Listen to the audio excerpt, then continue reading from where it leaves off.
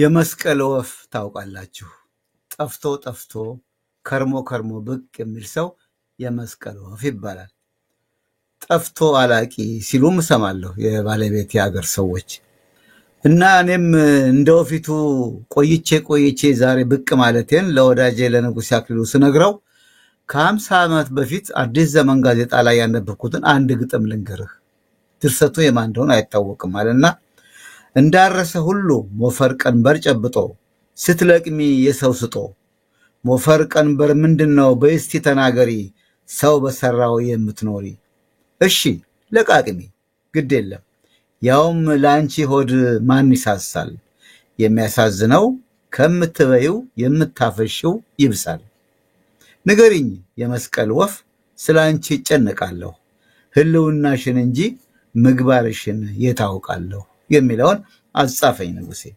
ግሩም ነው ንጉሴ በያርና ቆቴን ሳልጨርስ መጋቤ ምስጢር መንግስቱ ለማ ደግሞ አለና ቀጠለ እሺ መጋቤ ምስጢር ያልኳቸው ግን እኔ ነኝ አለ ግጥሞቻቸው በሚስጥር የተሞሉ የታጀቡ ስለሆኑ አለና የመስቀል ወፍና የአደይ አበባ ማን ያውቃል ቀጠሮ እንዳላቸው መስከረም ሲጠባ የሚለውን ጨመረልኝ የንጉሴን ወግ ማቋረጥ ያስቸግራል ወጉ የሚጣፍጥ ወግ የሚያቅ ጨዋታ የሚያቅ ነው የኔ ወዳጅና ያን እንዳላቋርጠው ፈርቼ ግን ወደ ጀመርኩት ጉዳይ መሄድ አለብኝ በተለይም እንግዳ አስቀምጬ ከንጉሴ ጋር ያን ያህል ጊዜ መፍጀት የለብኝም በሚል ለመሆኑ አድማጭ ተመልካቾቼ እንደምን ሰነበታችሁ በስልክም በኢሜልም የጠፋ ለሚሉ የአዲሱ ሚዲያ ተከታታዮች ጡረተኛኮ ጥሩተኛ ማለት ነው እና የጡረታ ዘመኔን እረፍቴን እያጣጣምኩ ነው ብያለሁ ይሁንና አይ አልበዛም እንዴ ለሚለው ጥያቄ ደግሞ ዛሬ ብቅ እንድል ግድ ሆኖብኛል አንድ እንግዳ ይዤን የመጣሁት በአገር ጉዳይ ለማዋየት ከቶ የኢትዮጵያ ነገር ፍቺው ምንድነው ነፃነታችን ራቀሳ ለመባባል አብራችሁ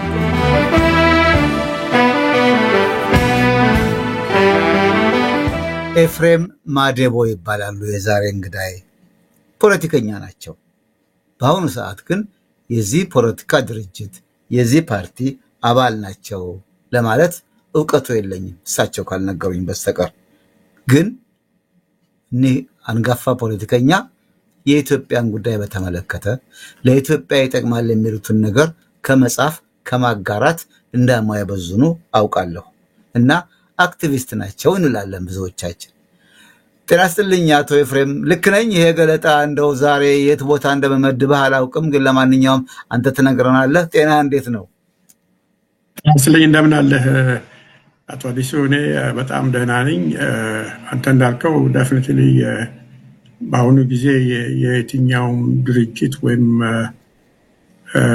ፓርቲ አባል አይደለሁም ያ ማለት ግን በኢትዮጵያ ጉዳዮች ላይ ዝም ብዬ ተቀምጫለሁ ማለት አይደለም አንተ እንዳልከውም በተለያዩ ሚዲያዎች ላይ ቀርባለሁ በተለያዩ የኦንላይን ሚዲያዎች ላይ ጽፋለሁ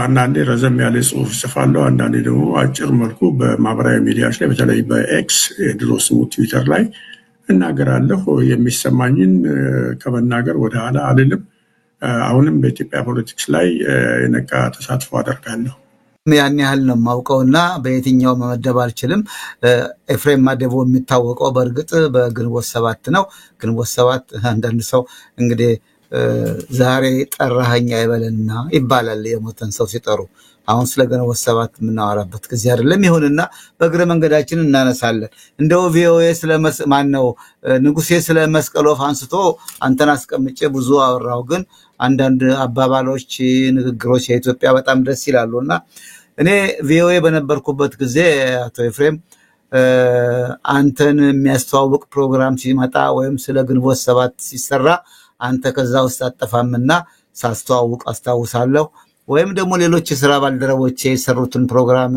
ሳስተናግድና ስመራ እዛ ላይ ኤፍሬም ማዴቦ የግንቦት 7 የመሳሰለ እናወራለን ከዚህ በተረፈ ግን ከዚህ ውጪ እኔና አንተ እንዲህ ፊት ለፊት እንደው በቪኦኤም እንኳን ቁጭ አድርጌ አዋይቼ ጠይቄ የማውቅ አይመስለኝም።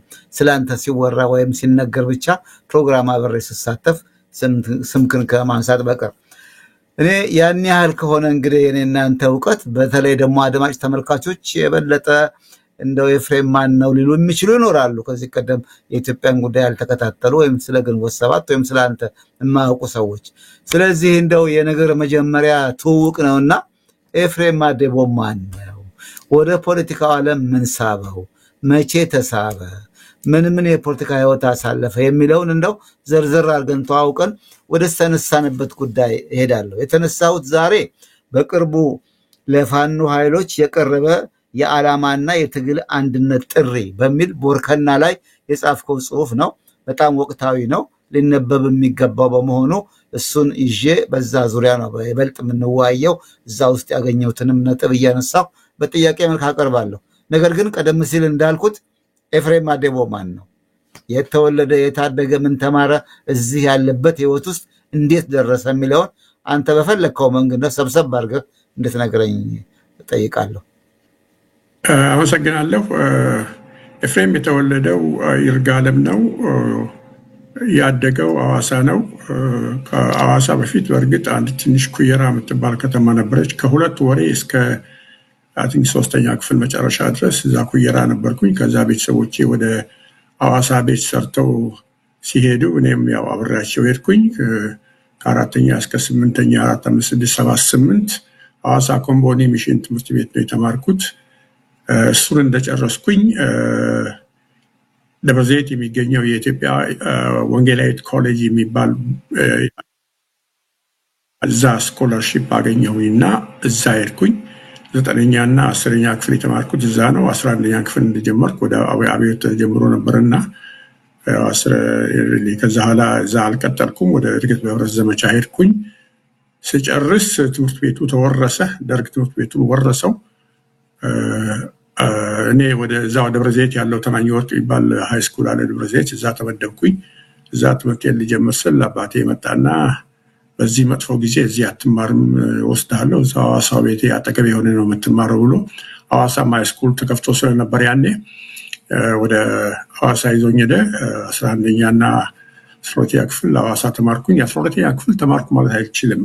ተመዘገብኩኝ። 1 ወር እንደተማርኩኝ በጣም መጥፎ ጊዜ ነበር። የቀይ ሽብር የሚሉት ሰሞን ነበርና ያኔ ለአስራ ተመዝግቤ መስከረም እና ጥቅምትን ከተማርኩ በኋላ በቃ ትምህርት ቤቱም ቆመ ማለት ይችላል። ትምህርት አልነበረም፣ ግን ጥሩ የትምህርት ባክግራውንድ ነበረኝ ከአንደኛ እስከ 10ኛ ክፍል ድረስና 12ኛ ክፍልን ቤቴ ቁጭ ብዬ እየተማርኩኝ በዛ መጥፎ የነበረ ጊዜ ነው። ትንሽ የኢህአፓንም እንቅስቃሴ የተቀላቀልኩበት አመት ነው። ኢህአፓም ውስጥ ነበርኩኝ። ከኢህአፓ ጋር ብዙ አልተጓዝኩም። በአንደኛ በዚህ በሃይማኖት ጉዳይ እኔ ሪሊ በሃይማኖት ቤተሰብ ውስጥ ነው ተወልጄ ያደግኩትና በዚህ በተለያየ ትምህርት ሲያስተምሩን በተለይ ዳያሌክቲካል ማቴሪያሊዝም አይዲያ ይቀድማል ማተር ይቀድማል ምናምን የሚሉ ነገሮችን ሲያስተምሩን እግዚአብሔር የሚል የለም የሚል ነገር ይዘው ስለመጡ በሱ አልተግባባንም ነበርና ያ አለመግባባታችን ሳይበርድ የሶማሌው ጦርነት ተጀመረና እዛ ላይ ደግሞ የወዳጅ ዘመድ ጠላት የሚል ነገር ሲመጣ ገደል ግቡ ብዬ ጥያቸው ወጣሁ። 12ኛ ክፍል ሳልፍ አዲስ አበባ ዩኒቨርሲቲ ገባሁኝ። አዲስ አበባ ዩኒቨርሲቲ 4 ዓመት ተማርኩኝ። የኢኮኖሚክስ ትምህርት ነው የተማርኩት። ተመረቅኩኝ። ከተመረቅኩኝ በኋላ በቀጥታ ወደ ኤርትራ ነው የሄድኩት። ተመድቤ የሄድኩት ኤርትራ ነው። የሰራሁትም ኤርትራ ነው። ዛሬ 5 ዓመት ሰራሁ። በኋላ ለቶና 1 ዓመት ከምናምን አርሲ አካባቢ መጥቼ አርሲም ሰርቻለሁ። ኤርትራም እያለሁ ስኮላርሺፕ አግኝቼ ነበር። ግን እንደገና አርሲም እያለሁ ስኮላርሺፕ አግኝቼ ነበር ወደ እንግሊዝ ሀገር ሄደው ለመማር። ግን የኛ ሰው አይደለም በሚል ሁለቱንም ስኮላርሺፕ ከለከሉኝ። በዛ ጊዜ የኛ ሰው አይደለም ወይም ማለት ኢሰፓን አልቀላ እኔ ደግሞ ኢሰፓ ውስጥ እንድገባ ተደጋጋሚ ጥሪ ተደርገውልኝ እምቢ አልኩ። ሰው ነኝ አልገባም ብዬ በፍጹም አልገባም ብዬ ስኮላርሺፑ ይቅር እንጂ አልገባም ብዬ ተውኩ ሰው ነኝና ለምን አልፈለኩም ኢሰፓን መቀላቀል አልፈለኩም። ቢኮዝ ከኔ መርሆችና እኔ ኢትዮጵያ ውስጥ መኖር አለበት ብዬ ከማምነው የፖለቲካ ድርጅት ጋር የሚጣጣም አንድ ላይ የሚሄድ አልነበረም። ስለዚህ በፍጹም የፖለቲካ ፓርቲ ደግሞ ሪሊ ኢትዮጵያ የሚያስፈልጋት የፖለቲካ ፓርቲም ነው ኢሰፓ። መሰረቱ ማርክሲዝም ነው። እኔ ያን ጊዜ ማርክሲዝም በቃ ያልኩ ሰው ነኝ እና አልተስማማሁም ከኢሰፓ ጋር በፍጹም መግባት አልፈለኩም። ያ አለመፈለግ በእርግጥ በደሞዝ እድገትም አስገድሎ ጎድቶኛል። 6 ዓመት ተኩል ኢትዮጵያ ውስጥ ስሰራ አንድም ጓደኞቼ 835 ብር ማግኘት ሲጀምሩ እኔ እርከን የሚባለው ያን ኢትዮጵያ ውስጥ እርከን የሚባል ነበር። በእርከን እያደገ ከሚሄደው ደግሞ ውጪ አንድም ጊዜ ደሞዜ ወደ ላይ አድጎ አያውቅም። ከዛ አርሲ መጣሁኝ። አርሲም ሁለተኛውን ስኮላርሺፕ እንደዚሁ አይሆንም ስሉኝ አይ ይሄ ሀገር የኔ ሀገር አይደለም። አንደኛ ኢትዮጵያ የምትሄድበት አቅጣጫውም ደስ አላለኝም። ሁለተኛ ኤርትራ ላይ 5 ዓመት ተኩል ስለቆየው ስለ ኤርትራ ብዙ የማወቅ እድል ነበረኝ። እዛው አስመራ ውስጥ ቁጭ ብዬ ነው የኢትዮጵያ መንግስት ከኤርትራ ኃይሎች ጋር የሚያደርገውን ውጊያ በሰላማዊ መንገድ በድርድር ቁጭ ብሎ በስምምነት ካልፈጸሙ በስተቀር ወይ እነሱ ያሸንፋሉ እንጂ እኛ ፍጹም አናሸንፍም የሚል አቋም ላይ ደረስኩት ያኔ ነው። ኢትዮጵያ የምትሄድበት መንገድ ስላላማረኝ እኔም ፐርሰናሊ የእድገት መንገዶቼ የሰፋ ሰው አይደለም ወይም የእኛ ሰው አይደለም በሚል ስለተዘጉ እዚህ ውጭ ያለ ወንድሜ ነበር። ከሱ ጋር ተነጋግሬ ቀጥታ ወደ ኬንያ ገባሁ። ኬንያ 1 ዓመት ቆየሁ። ወደ አሜሪካ መጣሁ። የባችለር ዲግሪ ሰራሁኝ እዚህ ጆርጅ ሜሰን ዩኒቨርሲቲ ፌርፋክስ ቨርጂኒያ። የባችለር ዲግሪ ሰራሁኝ በዲስቲንክሽን ሳይንስ ኤንድ ማኔጅመንት ኢንፎርሜሽን ሲስተምስ። ከዛ ስራ እየሰራሁ እንደገና የማስተርስ ዲግሪን ሰራሁኝ በሲስተም ኢንጂኒሪንግ። ይሄን ካገኘሁ በኋላ ስራ ጀመርኩኝ። ስራ እየሰራሁ እስከ 2015 ድረስ ቆየሁኝ።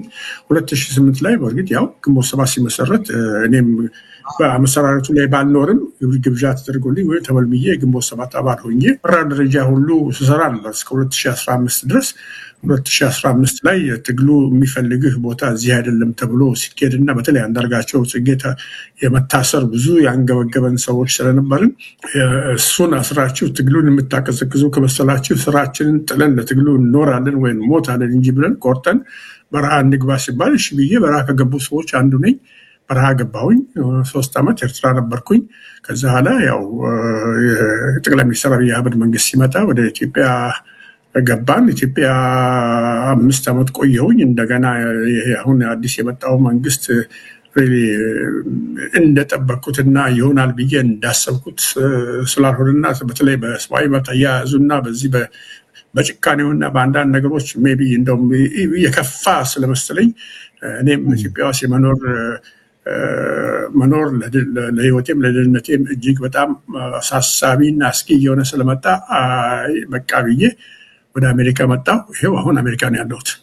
መልካም ጥሩ ነው። ጠቅለል አድርገህ ነው ራስህን ያስተዋወቅከን ከልጅነት እስከ እውቀት የፖለቲካ ህይወትም። አንድ ጥያቄ ግን አንተ ባልከው ኢሰፓን ለመቀላቀል ብዙ ጥሪ ቢደረግልኝም አልፈለግኩም፣ ከኔ መርሆ ጋራ የሚሄድ አይደለም፣ ለኢትዮጵያም አስፈላጊ ፓርቲ ነው ብዬ አላመንኩም ብለሃል። በኋላ ደግሞ ግንቦት 7ን ተቀላቅለዋል። እንደው ለማወዳደር ሳይሆን ለአንተ ህሊና ለአንተ መርህ ግንቦት 7 ለኢትዮጵያ ጥሩ ፋይዳ አለው ይጠቅማል ብለህ ነው የገባኸው? እንደው ምን ሳበህ እዛ ለመግባት? በሁለቱም መካከል ትልቅ ልዩነት አለ ነው። የኢሰፓ የፖለቲካ ፓርቲ ነው። ፓርቲ ደግሞ ታውቃለህ የራሱ የሆነ ፕሮግራም የራሱ የሆነ ፍልስፍና ብዙ ነገሮች አሉት አብሮ የሚመጣው። እነዛን ነገሮች ማመን አለብህ ፓርቲውን ለመቀላቀል። ግንቦት 7 ግን የፖለቲካ እንቅስቃሴ ነው። በፍትህ በዲሞክራሲና በእኩልነት ላይ የሚያምን ለነዚህ 3 እሴቶች ስሙ ራሱ እኮ ሲመሰረት እኮ ስሙ ራሱ ግንቦት 7 የፍትህ የዲሞክራሲና የአንድነት ንቅናቄ ነው የሚለው። ፍትህን ዲሞክራሲንና አንድነትን የማይፈልግ ኢትዮጵያዊ ያለ አይመስለኝም። ማንም አንተን ጨምሮ ማንም ኢትዮጵያዊ ያለ አይመስለኝም። ግንቦት 7ን መቀላቀል ከባድ አልነበረ። ምክንያቱም እኔ ራሴ የቆምኩት በተለይ ፍትህ የሚለው ቃል በሬል ህይወቴን ሙሉ የቆም ታገል የእሴቶች ሁሉ ትልቅ ነው ብዬ የማምነውም እሴት ነው። ፍትህ ባለበት ነፃነት አለ፣ ፍትህ ባለበት ዲሞክራሲ አለ፣ ባለበት ቦታ ላይ የሰው ልጆች የሚፈልጉት ነገር ሁሉ አለ። ስለዚህ ግንቦት 7ን መቀላቀል ለማንም ኢትዮጵያዊ ይከብዳል ብዬ አላስብም። ግን ግንቦት 7 አሁን ጨርሶ አልጠፋም። መሪዎቹ አሉ ግንቦት 7 ብሎ ባይንቀሳቀሱም እና ፈጽሞ ያን መተው ለምንድን ነው እንግዲህ የማይሆን ነው ብለህ ነው የወሰንከው ይመስለኛል። ግንቦት ሰባት ውስጥ ሆነ መስራትህ ከነሱ ጋር መጓዝህ በአሁን ሰዓት በጸጸት ነው የምታስታውሰው ወይንስ አጥፍቼል ነው ልክ አልነበርኩም ትላለህ? ምን ትላለህ ስለነበርክበት ስብስብ? አገርኩት ለኢትዮጵያ ህዝብ ፍትህ ነፃነትና መብት መከበር ስለሆነ ምንም የሚጸጽተኝ ነገር የለም። ያንን አድርጌ ግንቦት ሰባትን ተቀላቅዬ ያንን አድርጌ ከግንቦት ሰባት ጋር ከ2018 እስከ 2019 ድረስ አብረን ቆይተን ግንቦት ሰባት ሪሊ የተነሳበት ሚሽን ወይ ደግሞ አንዱ ትልቁ ዓላማችን መጀመሪያ በፕሮግራም ደረጃ የሚያስቀምጥ ነው። ኢትዮጵያ ውስጥ ይሄ ትግል በአሸናፊነት የሚጠቃለል ከሆነ ወደ ኢትዮጵያ ገብተን ከሌሎች ኃይሎች ጋር ሆነን ጠንካራ የፖለቲካ ፓርቲ እናቋቁማለን የሚል ነው። ሪሊ አንዱ ትልቁ ፕሮግራማችን።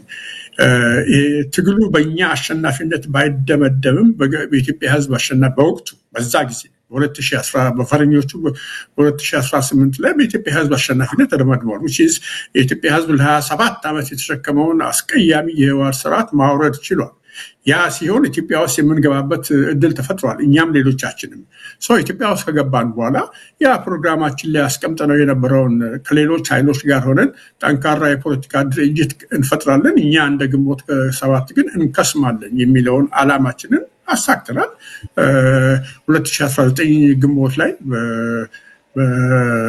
በፈረንጆቹ 2019 ሜይ ላይ ያው በእኛም 2011 ግንቦት ላይ የኢዜማ የሚባለው ፓርቲ ከመፈጠሩ 2 ሳምንት በፊት ግንቦት ሰባት አባላት መሪዎችም አባላትም ሀገር ውስጥ ያሉ ከውጭ ሀገርም ያሉ አባላት ወደ ኢትዮጵያ መጥተው አንድ ትልቅ የ2-3 ቀን ስብሰባ አድርገው ኢዜማ ባነው ግንቦት ሰባት ኦፊሻሊ ከስሟል። ፋክት በኢትዮጵያ የፖለቲካ የመብትና የነፃነት ታሪክ ውስጥ አንድ ድርጅት ተፈጥሮ 10 ዓመት ያክል ምንም የመለያየት ውስጥ ለውስጥ የመሰነጣጠቅ አደጋ ሳይታይበት አንድ ላይ ቆይቶ እኔ የምፈልገው መሀል ላይ ድምጽህ ይቋረጣል። ይቅርታ አድማጭ ተመልካቾቼ ይቅርታ እንጠይቃለን። አንዳንድ ጊዜ የፍሬም ድምጽ ቁርጥ የሚልበት ሁኔታ አለ። ምናልባት የአየሩ ሁኔታ ወይም ደግሞ የኢንተርኔቱና የኮኔክሽን ጉዳይ ይሆናል። ለማንኛውም ግን ግንቦት ሰባት ሲከስም ኢዜማ መጣ።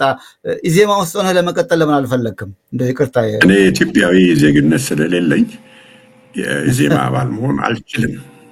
ስለዚህ የኢዜማ አባል መሆን መረዳቸው ነበረ፣ ግን አባል ሆኖ መቀጠል አልችልም ነበር። ሁሉም የኢዜማ አባላት የኢትዮጵያ ዜግነት ያላቸው ናቸው እንዴ? አዎ፣ ኢትዮጵያ ያልሆነ የኢዜማ አባል የለም። ከዛ በኋላ ግን ከዶክተር አብይ አመራር ጋራ ቀጥላችሁ ነበርና እዛም አንተ ቀጥለሃል። ለምንድን ነው ከአብይ ጋር የነበረ ሁኔታ ያለያየህና ይሄ መንግስት የሚጠቅም አይደለም፣ ይሄ ስርዓት የሚጠቅም አይደለም፣ የኢትዮጵያን ህልውና አይጠብቅም፣ ለኢትዮጵያ ዲሞክራሲ ስርዓት ለመስረት አመችም በሚል ነው እንግዲህ የምትወውና ምን እንከን አገኘህበት? ምን ታስባለህ ስለዛ? ለመለያየታችሁስ ልዩነቱ ምክንያቱ ምንድን ነው? የኢትዮጵያ ውስጥ ከገባን በኋላ ዴፊኒትሊ አንዱ ትልቁ አቋማችን እንደ ድርጅትም የወሰድነው አቋም ህወሓት ተሸንፎ መቀሌ ገብቶ ዝም ብሎ ይቀመጣል የሚል እይታ ወይም እንደዛ አይነት እምነት በፍጹም አልነበረንም። ኢንፋክት የኢትዮጵያ መንግስት ራሱ ከህወሓት ጋር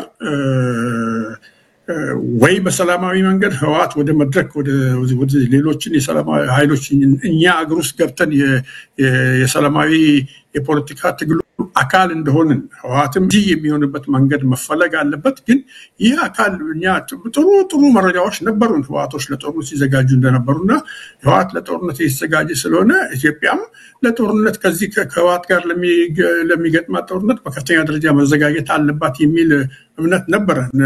ህወሓት 27 ዓመት ኢትዮጵያን በመራበት ጊዜ ይሄ ቀን አሁን የነበረበት ቀን ከስልጣን ወጥቶ መቀሌ የሚገባበት ቀን እንደሚኖር ያውቅ ነበር ወይ ይጠራጠር ነበር። በዚህም የተነሳ ነው ልዩ ኃይል የሚባል አደራጅቶ እስከ 300,000 ጦር ይዞ ከሪሊ የሀገሪቱን የጦር መሳሪያ እዛው መቀሌ ያለውን ጭምር ይዞ ከቀን ወደ ቀን እየከፋ ለፌደራል መንግስቱ አልታዘዝም እያለ እየሄደ መሆኑ ስለሚታየን ያ በመሆኑ ከጠቅላይ ሚኒስትር አብይ አህመድ መንግስት የኢትዮጵያ አንድነት ተጠብቆ እንዲኖር ከጠቅላይ ሚኒስትር አብይ አህመድ መንግስት ጋር ከመቆም ሌላ አማራጭ አልነበረ። በተለይ እኔ እንደ ኤፍሬም እንደ ድርጅትም የኢትዮጵያን አንድነት በአስተማማኝ ደረጃ ይዞ መጓዝ የሚችለው ኃይል በዛ ጊዜ አሁን ማውራ ወደ ኋላ ሄደን የዛሬ 7-6 ዓመት የነበረው ሁኔታ ነው። በዛ ጊዜ የኢትዮጵያ መንግስት ነው።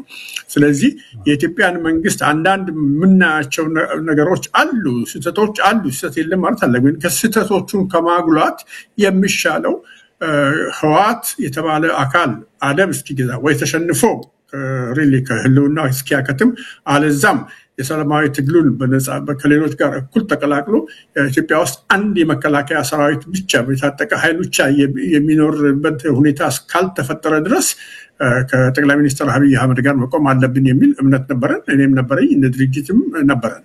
ከዚያ ግን ይሄ ሁኔታ እያለ የተፈራው ነገር መንግስትን በተከታታይ ያስጠነቀቅነውም ነገር መንግስት እንደውም በንዝላልነት ነው ያየው። እንደውም ህወሓትን ይንቅ ነበር የኢትዮጵያ መንግስት። ምንም አያደርጉንም ነበር የሚሉት። እነዚህ ሰዎች ተሸንፈዋል፣ አልቆላቸዋል ነበር የሚሉት። ግን በፍጹም እንዳልሆነ ነግረናቸው 2013 ላይ ነው መሰሎች 13 ነው በፈረንጆቹ ነው በደንብ ማስታወሰው 2020 ላይ 2020 ኖቨምበር አካባቢ ላይ ሪሜምበር የህወሓት ኃይሎች በኢትዮጵያ ጦርነት ተኩስ ከፍተው ጦርነት ተከፈተ። ያ ጦርነት ሲከፈት ሪሊ ቶታሊ የፈራነው ጊዜ ደረሰ አልን። እኛ ብቻ ሳንሆን ይሄ ጦርነት ሲከፈት ትንሽ ብዙም ሳይቆይ ይሄ ያለንበት ሀገር አሜሪካና ምዕራቡ ዓለም ሚዲያዎቻቸው ጭምር ኢንተርናሽናል ተቋሞቻቸው ጭምር በአንድ ላይ ዘመቱብን። ያ ሲሆን አገር ውስጥም ኢትዮጵያ ውስጥም ያለው ህዝብ አንድ ላይ ከኢትዮጵያ መንግስት ጋር ቆመ። ምክንያቱም የህወሓት ዳግም ወደ አዲስ አበባ መመለስ ሁሉንም ኢትዮጵያዊ ያሳስቡ ነበር። ያ በመሆኑ በዓለም አቀፍ ደረጃ በየትኛውም ቦታ የሚገኘው ኢትዮጵያዊ ኦልሞስት 90% በላይ የሆነ ኢትዮጵያዊ ከዚህ ከፌደራል መንግስቱ ጎን ቆመ። ይሄ ሆኖ መጨረሻ ላይ የኢትዮጵያ ኃይሎች ከ3 ዙር ጦርነት በኋላ ወደ መቀሌ በመጓዝ ላይ ያሉና የህወሓት መሪዎች በድሮንም በተለያየ መሳሪያ የመጥፊያ ቀናቸው እየደረሰው ነው ሲገነዘቡ በታሪካቸው ለመጀመሪያ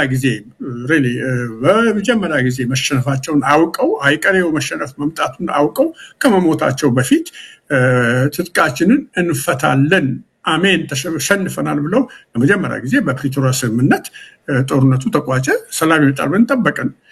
ግን የፕሪቶሪያው ስምምነት ተግባራዊ የሆነበት መንገድ ለመጀመሪያ ጊዜ እኔን ነው ማወራው።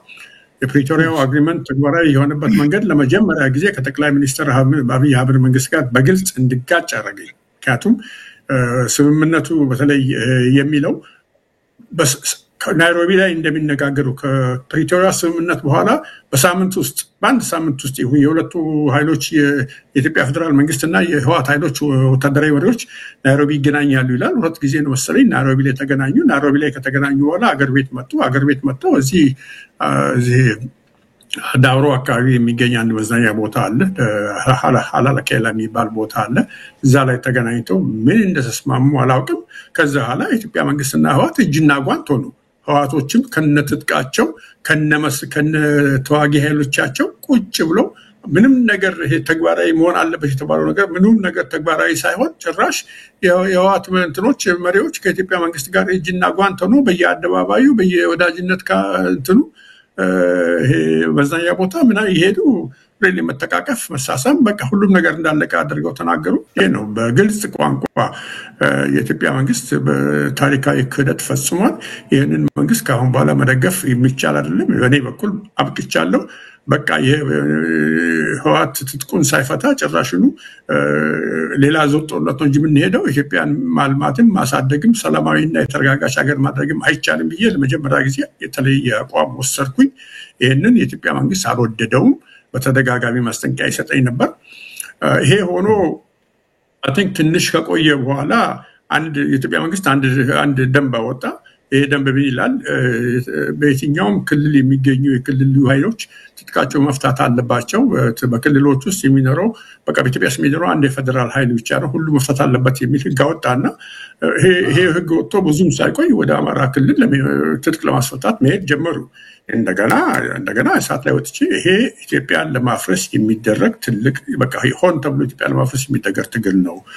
አማራ ህዝብ የህልውና አደጋ አለበት። አንዱ የአማራ ህዝብ ህልውና ከህወሓት ይመጣል። እሱ ደግሞ ታይቷል። በዛ በጦርነቱ ጊዜ ከአፋር እስከ ደብረሲና ድረስ በተደረገው ጦርነት የአማራ ህዝብ እጅግ በጣም ከፍተኛ ዋጋ ከፍሏል። መክፈሉ ብቻ ሳይሆን ጦርነቱም የተጀመረው አማራውን ሂሳብ እናወራርዳለን በሚል ዛቻ ነበር። ይሄ ታይቷል። እንደገና ደግሞ የኦሮሞ ኃይሎችም ለአማራ ህዝብ ስጋት ናቸው። አሁን ባለችው ኢትዮጵያ የኦሮሞ ኃይሎች ለአማራ ህዝብ ስጋት ናቸው እና የኦሮሚያ ክልል ያለው 2-3 ዙር በመቶ ሺዎች የሰለጠነ የልዩ ኃይል እንደታጠቀ አማራን ዘሎ ማስፈታት ምንድን ነው የሚል ነገር ተጀመረና ብዙ ችግር ውስጥ ብዙ ክርክሮች ተካሄዱ። እኔም በፍጹም ይሄ ትክክል አይደለም ብዬ ተቃወምኩኝ። ከዛ ከፍተኛ ማስጠንቀቂያዎች፣ ዛቻዎች እየበዙ መጡ። ይሄ በሚሆንበት ጊዜ ኢትዮጵያ መኖር አልፈልኩም። እነዚህ ሰዎች ቁርአን ዝተው እንዲሁም የተናገራቸውን ሰው የሚያጠፉ ሰዎች ናቸውና ከአሁን በኋላ እዚህ ሀገር መቀመጥ በህይወት መፍረድ ነው ብዬ ወጣሁ። መልካም ቦርከና ላይ የጻፍከውን ጉዳይ በተመለከተ ወደዛ ከመሄዴ በፊት እንደው ካለፈው ትንሽ 1-2 ነጥቦች ላንሳና ወደዛ እናልፋለን። አንዳንድ ሰዎች ከዶክተር አብይ ጋር የሰሩ ሰዎች ብዙዎቹ ትተው ወጥተው እንደውም የአብይ መንግስት በመቃወም ላይ ናቸው። አብይ ለኢትዮጵያ መፍትሄ ሊያመጣ የሚችል ሰው አይደለም፣ ይሄ ስርዓት መለወጥ አለበት የሚሉ አሉና ከዛ ጋር የሰሩ ሰዎችን ግን ያለማመን ዛሬ ድረስ አለ። ከአብይ ጋር ከሰራ አንድ ሰው ዛሬ ነፃ ነኝ ይሄን ስርዓት አልደግፍም ቢልም ጥርጥር አለን አናምናቸውም የሚሉ አሉ። ይሄ ነገር እንደው ለአንተ ደርሶ ያውቃል? እንዲያውም እንደነ ኤፍሬም አይነቶቹ የፖለቲካ ሰዎች ዛሬ ፖለቲካ መድረክ ውስጥ ገብተው የአንድ የፖለቲካ ድርጅት መሪ ሆነው ላለመስራት ወደኋላ የሚይዛቸው ያለፈው ታሪካቸው ነው የሚሉ አሉ። ይሄ ምን ያህል ይዋጥልሃል? ምንስ ትላለህ በዚህ ላይ? የፖለቲካ ድርጅት ውስጥ ገብቶ የፖለቲካ ድርጅት በፍጹም ከልቤ ነው የምናገረው። ምንም አይነት ፍላጎቱ የለኝም። በቃ እኔ የፖለቲካ ድርጅት የመምራት አስተዋጽኦዬን አድርጌያለሁ። ሙሉ ህይወቴን ዘላስት ከ2014 መጨረሻ እስካሁን ድረስ ያለው ህይወቴን ለሚመለከት ኢትዮጵያዊ 100% ለኢትዮጵያ የተሰጠ ህይወት ነው። እኔ እንደሌላው የፓርት ታይም ታጋይ አይደለሁም፣ ወይም ደግሞ የዊኬንድ ታጋይ አይደለሁም። ሙሉ ጊዜን ለኢትዮጵያ ትግል የሰጠው ሰው፣ ደሞዜን ትቼ ቤተሰቤን ትቼ ምንን ትቼ ሙሉ ጊዜን ለኢትዮጵያ የሰጠው ሰው ነኝ። በቃ አሁን በኋላ ተራው የሌላው ትውልድ መቀበል አለበት። ግን ይሄ ማለት ግን ዝም ብዬ እቀመጣለሁ ማለት አይደለም። የማንንም ሰው አፕሩቫል አልፈልግም ለኢትዮጵያ ለመታገል ኢትዮጵያን መውደድ ብቻ ይበቃል። ኢትዮጵያን ከኔ በላይ ወዳለሁ የሚል ሰው ካለ ለኔ እሱ ላሳር ነው። መልካም እንግዲህ ልንታመን ይገባል ነው፣ እድሜን ሰጥቻለሁ ነው። ነገር ግን እኔ የፓርት ታይም የትርፍ ጊዜ ታጋይ አይደለሁም ያልከው ምናልባት ፖለቲካ ፓርቲ ውስጥ ገብቼ ለመታገል አልፈልግም ከሚለው ጋራ ትንሽ የሚቃረን ማለት ምንድነው? አይስማማም። በኢትዮጵያ ጉዳይ ላይ ለመስራት ከተፈለገ በአንድ ስብስብ ውስጥ ሆኖ መስራት ግድ ይላልና አንተ ምንም ውስጥ አይደለህም። እርግጥ ታነቃለህ፣ ታስተምራለህ፣ ትጽፋለህ፣ እንዲህ ሚዲያ ላይ ወጥተህ ትናገራለህ። ግን አንድ መስመር ይዞ አንድ ድርጅት ይዞ የመታገል ነገር ደግሞ ውጤት ይኖረዋልና እሱን እንደው መልሰህልኛል። ደግሜ እንደው አጽንኦት ለመስጠት ነው የምጠይቅህ። ለምን አታስብም እሱን?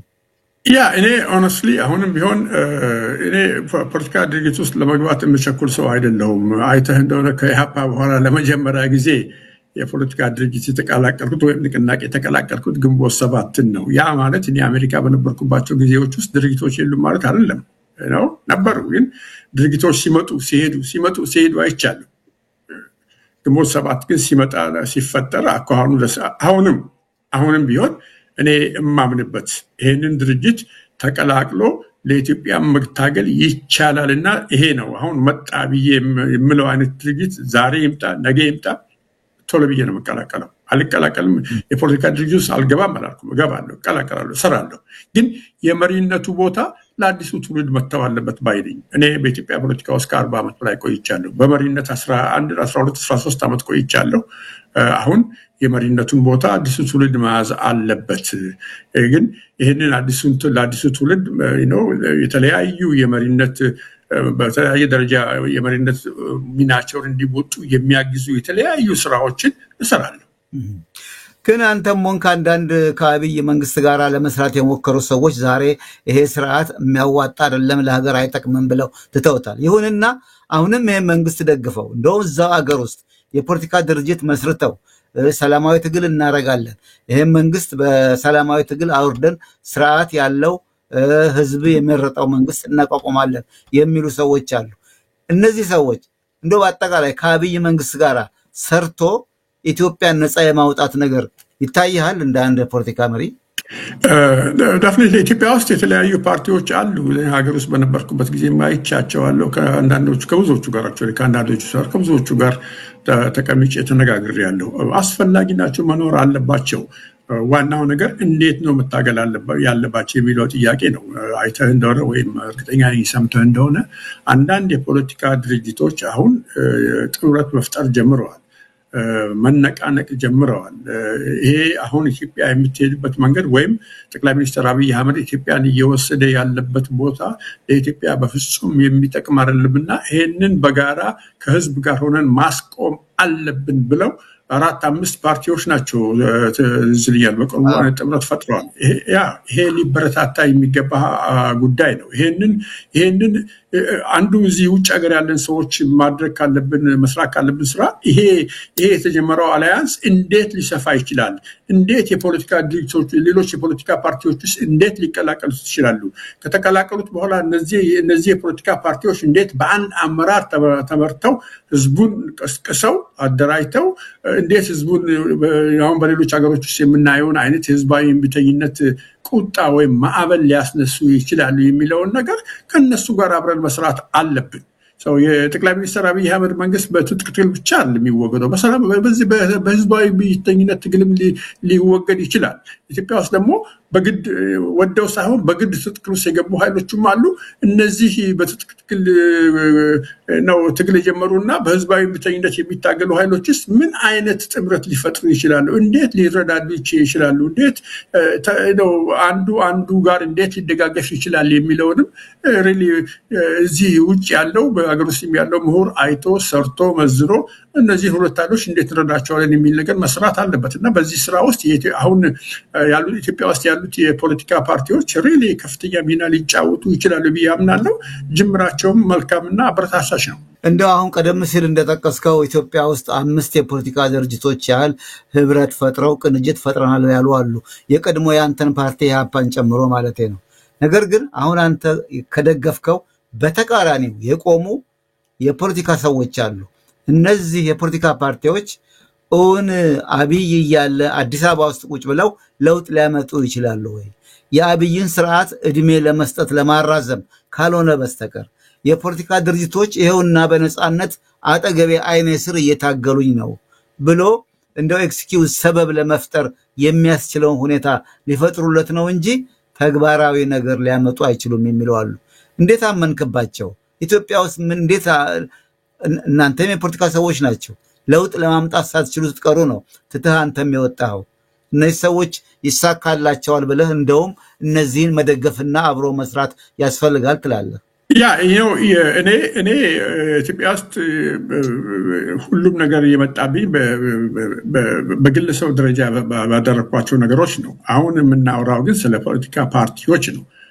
እነዚህ 5 የተፈጠሩ የፖለቲካ ፓርቲዎች ግለሰብ አይደሉም፣ ብዙ ግለሰቦች ያሉበት ድርጅት ነው እና እነዚህ ድርጅቶች በተባበሩና ህዝብን ከኋላቸው ማሰለፍ በቻሉ ቁጥር የኢትዮጵያ መንግስት እንደፈለገ የሚጫወትባቸው ፓርቲዎች አይሆኑም ብዬ አምናለሁ። ዋናው ቁም ነገር እነዚህ ቅድም እንዳልኩ እነዚህ አሁን ጥምረት የፈጠሩ 5 የፖለቲካ ድርጅቶች እንዴት ህዝብን ከኋላቸው ማሰለፍ ይችላሉ? እኛስ እነሱ ህዝብን ከኋላቸው እንዲያሰልፉ ህዝቡን እንዴት ነው መቀስቀስ ያለብን የሚለው ነገር ነው ትልቁ ነገር። እሱን ማድረግ ከቻልን በብዙ ሀገሮች አሁን እያየን እኮ ነው። አንዳንዴ በትናንሽ ግሩፕ የፖለቲካ እንቅስቃሴዎች ወደ ህዝባዊ እምቢተኝነት ተለውጠው መንግስት ሲያባርሩ እኮ እያየን እኮ ነው በብዙ ሀገሮች፣ አንዳንድ ሀገሮች አፍሪካን ጨምሮ እና በእኛም ሀገር እሱ የማይሆንበት ምክንያት አለ ብዬ አላምንም። እኔ ህዝብን መሳሪያዬ ነው ብሎ ህዝቡን ከኋላው ከጀርባው ማሰለፍ የቻለ የፖለቲካ ንቅናቄም ሆነ የፖለቲካ ፓርቲ እኔ መንግስት ያሸንፈዋል ብዬ አላምንም። ግን አቶ ኤፍሬም እንዳልከው እውነት ነው። አንተ በግለሰብ ደረጃ በደረሰብህ ነው የተውከው። ነገር ግን አብይ ግለሰብንም ቢሆን በመንግስቱ በስርዓቱ ከመጡበት ወደኋላ የሚል አይደለም። ምሳሌ እንጥቀስ እንችላለን። እስክንድር ባልደራስ ብሎ በጀመረ ጊዜ ለብቻ በአዲስ አበባ እንቅስቃሴ ሲያደርግ ፊት ለፊት ነው ጦርነት እንገጥማለን እንጂ እችን አትሞክሯትም አታረጉትም ያለ እና አብይ ለፓርቲ ይሁን ለግለሰብ ይሁን በስልጣኑ ለሚመጣ ስልጣንህ ልክ አይደለም ወይም ተመረጥ በህጋዊ መንገድ ወይም ውረድ አስረክብ እንኳን ይሄም ማለትና ፊት ለፊት መጋፈጥና መናገር የማይቻልበት ደረጃ ስለሆነ የግለሰብንም ቢሆን ምህረት የለውም የአብይ ስርዓት ወይ አብይ ራሱ ለማለት ነው። ግለሰብ የሚለውን ስላልክ ነው። ምናልባት እዚህ ላይ የምትነግረኝ ካለ እሱን ነግረኝ ወደሚቀጥለው ጉዳይ አልፋለሁ። ያ እኔ ዴፊኒትሊ እንዳልከው አብይ አህመድ ሼራተን ሆቴል ውስጥ እስክንድርን እንደዛ አይነት ቃል ሲናገር እኔ እዛ ሼራተን ሆቴል ነበርኩኝ። ያን ጊዜ ለእስክንድር ያንን ነገር ሲናገር ሌሎቹ ኢንፋክት ባልደራስ የሚባል የፖለቲካ ፓርቲም አልነበረም ያኔ። ግን ሌሎቹ የፖለቲካ የነበሩት የፖለቲካ ፓርቲዎች ነው ይሄማ ትክክል አይደለም፣ እንዲህ ከሆነ እኛም ከእስክንድር ንቅናቄ ጋር ነው የምንቆመው፣ ለህዝብ መብት የመታገል መብታችንማ ልትገፋ አትችልም ብለው ከእስክንድር ጋር አብረው መቆም ቢጀምሩ ኖሮ ጠቅላይ ሚኒስትር አብይ አህመድ መንግስት እንደገና ማሰብ ይጀምር ነበር። ምክንያቱም ከሁሉም የፖለቲካ ድርጅቶች ጋር ተሰልፎ ተጣልቶ ወይም ደግሞ ተቆራቅሶ መኖር አይችልም። ቅድም እንዳልኩ ይሄንን ባደረጉ ደግሞ የፖለቲካ ፓርቲዎቻችን ደግሞ እንዲህ አይነት ትልቅ ባልደራስ አዲስ አበባ ውስጥ አሁን ትልቅ ድጋፍ ነበር በዛ ጊዜ። እስክንድርን አብይ ይሄን በሚልበት ጊዜ ባልደራስ አዲስ አበባ ውስጥ ትልቅ ድጋፍ ነበረው። ይህ ትልቅ ድጋፍ ሌሎች ፓርቲዎች ተጨምሮበት ወደ አገራዊ ድጋፍ ተቀይሮ ቢሆን ኖሮስ ምን ነበር ዛሬ የምናየው? ያ ባለመሆኑ ነው። ያ በቀላሉ ስለማይሆንም ነው ኢትዮጵያ ውስጥ ገዢዎች እንደፈለጉ የሚጫወቱብን እንጂ በኢትዮጵያ ውስጥ የፖለቲካ ፓርቲዎቻችን ያው ታውቃለህ የኢትዮጵያ የፖለቲካ ፓርቲዎችን አፈጣጠርና እድገት ስታይም ገና ጨቅላ ደረጃ ላይ ያሉ ናቸው።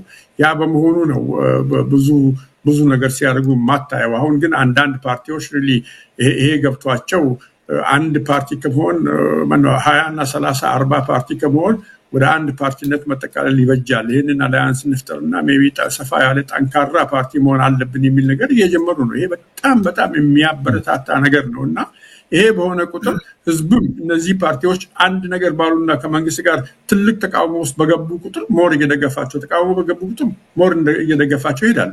እስክንድርን አይተህ እንደሆነ አብይ ከእስክንድር ጋር 4-5 ጊዜ ተጋጭቷል። የአብይ መንግስት እስክንድር እዚህ ጋር ተሰበሰበም እዚህ ጋር መሄዳችንም እያለ በእያንዳንዷ ጊዜ ውስጥ ነው አዲስ አበባ ውስጥ የነበረው የእስክንድር ድጋፍ እያደገ ሄዶ መጨረሻ ላይ መከልከል ወደማይቻልበት ደረጃ ደርሶ ባልደራስ ላይ መሰብሰብ የቻሉትም በዛ የተነሳ ነው እና ይህንን እንደቀላል ማየት የለብንም።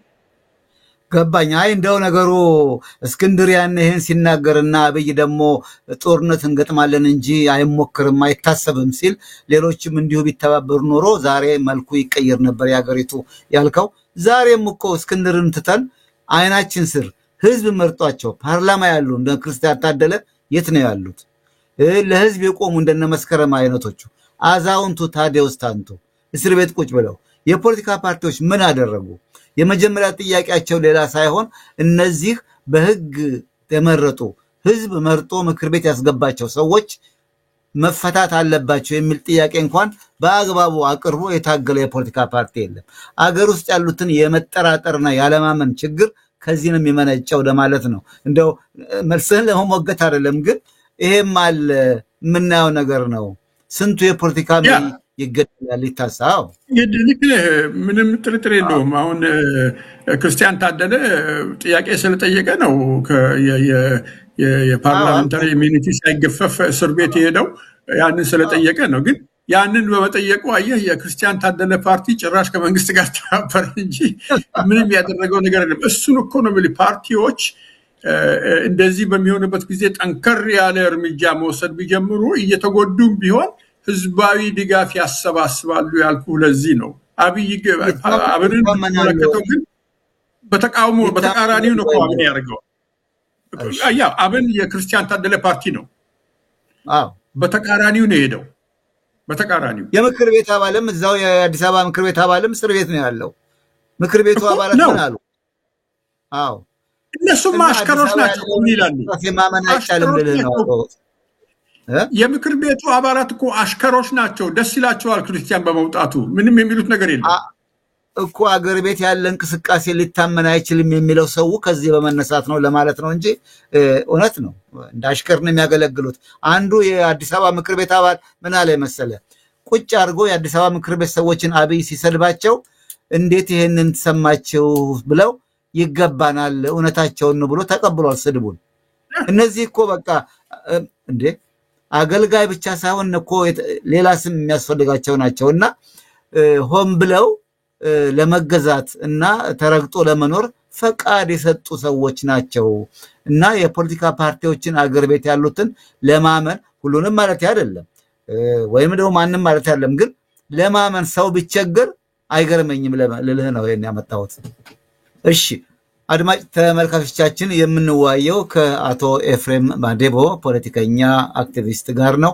ፕሮግራማችን እንድትከታተሉ እስከ መጨረሻው አብራችሁን ልትቆዩ ጋብዛለሁ። በዚህ አጋጣሚ ወደ ሁለተኛው ክፍል ውይይት ከመሄድ በፊት አንድ ማስታወቂያ አለ። የነገ ቅዳሜ አንድ ፕሮግራም እዚህ ዋሽንግተን ዲሲ ውስጥ አለ። ይሄውም ለዚህ ለሚኖሩት ለሊቀ ጳጳሱ ለአቡነ ሉቃስ የቤተ ጽሞናን ለመስራት የበረከት ስራ እንዲሰራ ጥሪ ተደርጓል። ፍላየሩ ወይም በራሪ ወረቀቱ ይሄን ይመስላል። ቤተ ጽሞና ይላል። ኑ እና የበረከቱ ተሳታፊዎች ሆኖ ይላል። ቤተ ጽሞና ለብፁዕ አቡነ ሉቃስ እንዲሰራ ቤተክርስቲያን አይደለም የሚጸልዩበት፣ ህዝብ ሰብስበው የሚያዋዩበት፣ ንስሐ የሚሰጡበት፣ ጠበል የሚረጩበት ቤት ለማግኘት ነው። አሁን በአንዲት ክፍል ውስጥ ለመኖራቸው አለ። ነገር ግን ያ ብዙ ምዕመናን ሰብስቦ ሊያሳትፍ አይችልምና በዚህ ጉዳይ ላይ ነገ ቅዳሜ ጥቅምት 8 ወይም ኦክቶበር 18 በደብረ ኃይል ቅዱስ ገብርኤል ካቴድራል ከቀኑ 8 ሰዓት ወይ 2 ፒኤም ጀምሮ እስከ 11 ወይም እስከ 5 ፒኤም የሚቆይ የበረከት ስራ አለ። እዛ ላይ ተሳተፉ። ትኬት ለማግኘትም አማከል ማርኬት የሚባል ወይም ደግሞ መላ ማርኬት ሜሪላንድ ውስጥ ካሉት እዚህ ላይ እንደምታዩት ትኬቱን ማግኘት ይቻላል። ደውሎ መረጃ ለማግኘትም ስልኮች አሉ እዛ እንደምታዩት 571 580 5428 ወይም ደግሞ 202 489 1880 በእነዚህ ስልኮች እየደወላችሁ የነገውን የበረከት ስራ እንድትሳተፉ ትኬትን ማግዛት ካስፈለገ እንድትገዙ ቀጠሯችሁም ነገ ከቀኑ 8 ሰዓት በደብረ ኃይል ቅዱስ ገብርኤል ካቴድራል እንዲሆንና የብፁዕነታቸውን ቤተ ጽሞና ለመገንባት ለመስራት ለማገዝ እንድትተባበሩ በዚህ አጋጣሚ ማስታወቂያውን ማቅረብ ፈልጌያለሁ። አድማጮች ፕሮግራማችን ይቀጥላል። ውይይታችን ከአቶ ኤፍሬም ማዴቦ ጋራ ነው። እስካሁን ድረስ የፖለቲካ ልምደውን ከዚህ ቀደም ከየት ጀምሮ እዚህ እንዴት እንደደረሰ ከግንቦት ሰባት ጋር የነበረውን በአብይ መንግስት ውስጥ ያደረገውን ተሳትፎና መጨረሻ ላይም ለመስራት ወይም ለመንቀሳቀስ ባልቻለበት ሁኔታ በግለሰብ ደረጃ በደረሰበት ተጽዕኖ አገር ጥሎ እዚህ ዩናይትድ ስቴትስ ነው የሚገኘው።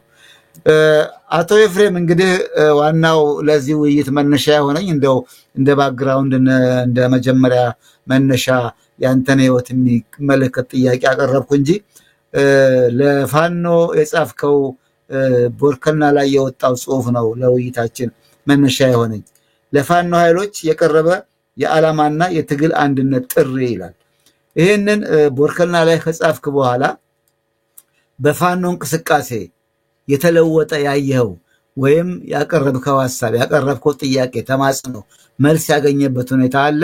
ለውጥ አይተሃል? ይህን ጽሁፍ ካወጣ በኋላ በጣም እኔ ጽሁፉን ቲንክ ቦርከና ላይ ካወጣሁ ገና ያጭር ጊዜ ነው። ቲንክ ሳምንትም አልሞላም እኮ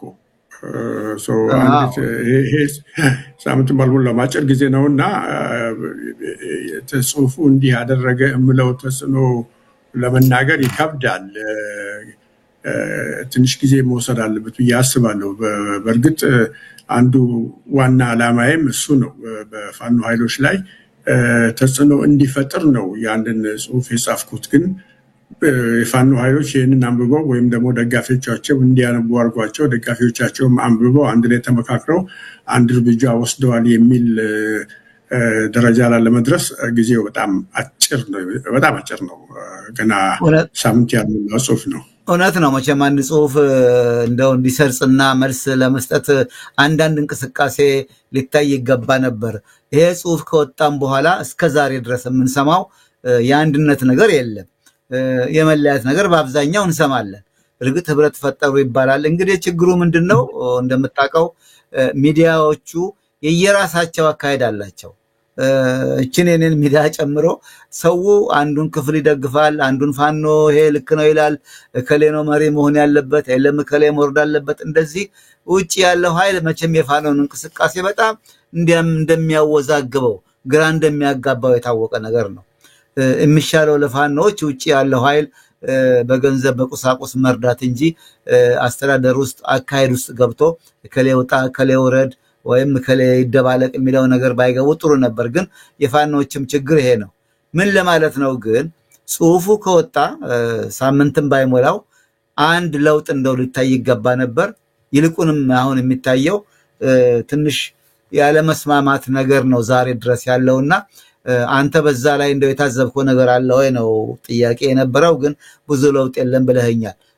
ገና ነው እንግዲህ ጽሁፉን አይቶ ደግሞ መልስ ወይም ደግሞ አንዳንድ እርምጃ ሊወስዱ ይችላሉ።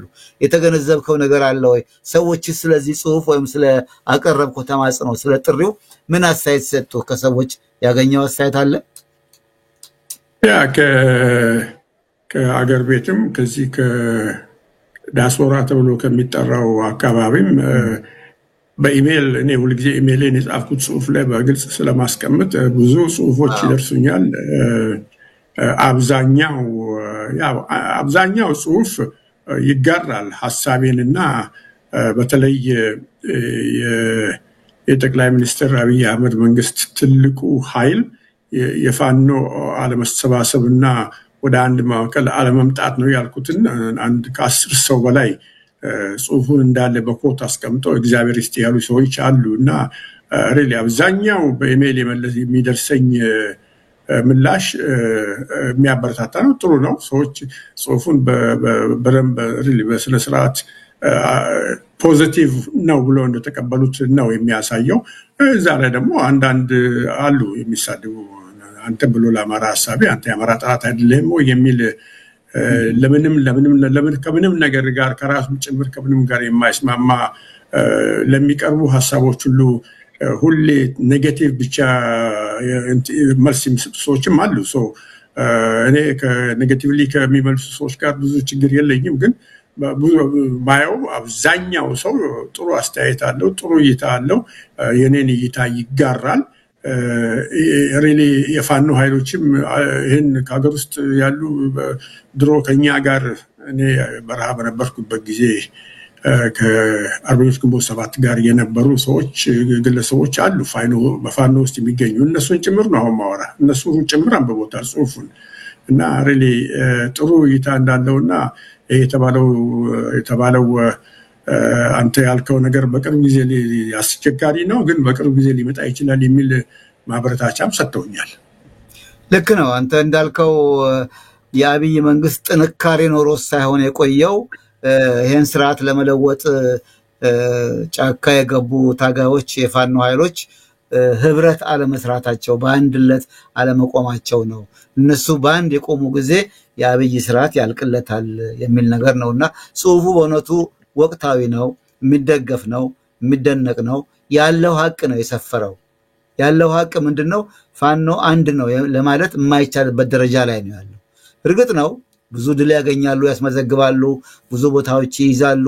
ነገር ግን አንተ ጽሁፍ ላይ እንደገለጥከው ዛሬ ከለኒያዝን ነገ ደግሞ ለቀቅን የሚል ነገር ነውና እንደው በቋሚነት አንድ ቦታ ተይዞ መኬድ አለበት እና ወቅታዊ ነው ጽሁፉ። በጣም የሚነበብ ነው በእውነቱ ለውይይት የሚቀርብ ነውና ለዚህ ነው እኔም እሱን ጽሁፍ አይቼ ካንተ ጋር ለመዋየት የወሰንኩት። እዛ ጽሁፍ ላይ አንድ ነገር አንብቤ ምናልባት አንዳንድ ሰዎች በዛ አረፍተ ነገር ካልተስማሙ ለነሱ ምን መልሳለ ለማለት ነው። ምን ትላለህ? በ1983 የህወሓት ኃይሎች ደርግን አሸንፈው 4 ኪሎ ሲቆጣጠሩ የሚል ነገር አለ። ህወሓት ደርግን አሸነፈ ብለህ ታምናለህ? ደርግን ካላሸነፈ እንዴት አድርጎ ነው አዲስ አበባን የተቆጣጠረው? አሸንፏል ብዬ አምናለሁ። የደርግን መንግስት ህወሓት ወይም ደግሞ ከህወሓት ጋር የነበሩ ኃይሎች ፎርስ ህወሓት ብቻ ነው ከደርግ ጋር የተዋጋው። ህወሓትም ሻዕቢያም ተዋግቷል። ሁለቱም ተዋግተዋል። እዛ ጽሁፍ ላይ ሻዕቢያን ማስቀመጥ ያልፈለኩት እኔ አሁን ማውራት ስለ ኢትዮጵያ ነው፣ ስለ ኤርትራ ኤርትራ ከኢትዮጵያ ተገንጥላለች። ስለዚህ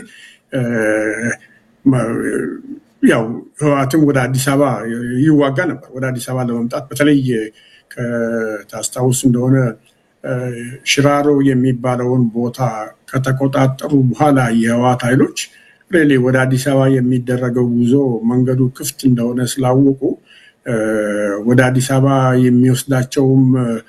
የሚወስዳቸውን ፈረስም ስለፈለጉ ያንን ፈረስ ማሰባሰብ ጀመሩና የተማረኩ ወታደሮችንም ሌሎችንም ሰዎች እያሰባሰቡ በአንድ በኩል ብአዴን በአንድ በኩል ኦፒዲዮ ብሎ መስርተው አገር ቤት ሲደርሱ ደግሞ የደቡቡን እሱንም ፈጥረው ኢህአዴግ ብለውት አዲስ አበባን መቆጣጠር ችለዋል። ሬሌ ከ17 ዓመት ውጊያ በኋላ ህወሓቶች አዲስ አበባን ሲቆጣጠሩ የደርግን መንግስት አሸንፎ ነው። በአሸንፉ ኖሮ የኢትዮጵያን ስልጣን መቆጣጠር አይችሉም ነበር። አዎ እንግዲህ ምንድነው አንዳንድ ሰዎች የማይስማሙት አንተ ልክ አይደለም ልል አልችልም፣ ግን የማይስማሙት ምንድነው እንደምናውቀው ያን ጊዜ የጦር ጀነራሎች ትጥቃቸውን ትለው ወደ ሌላ ቦታ ወይም ወደ ጫካ መግባት ካለው ኃይል ጋር መደባለቅ አለ። ወታደሩ ሰነፍ አይዋጋም። ይሄ የሆነው ደግሞ ደርግ በራሱ ባሳየው ድክመት ነው።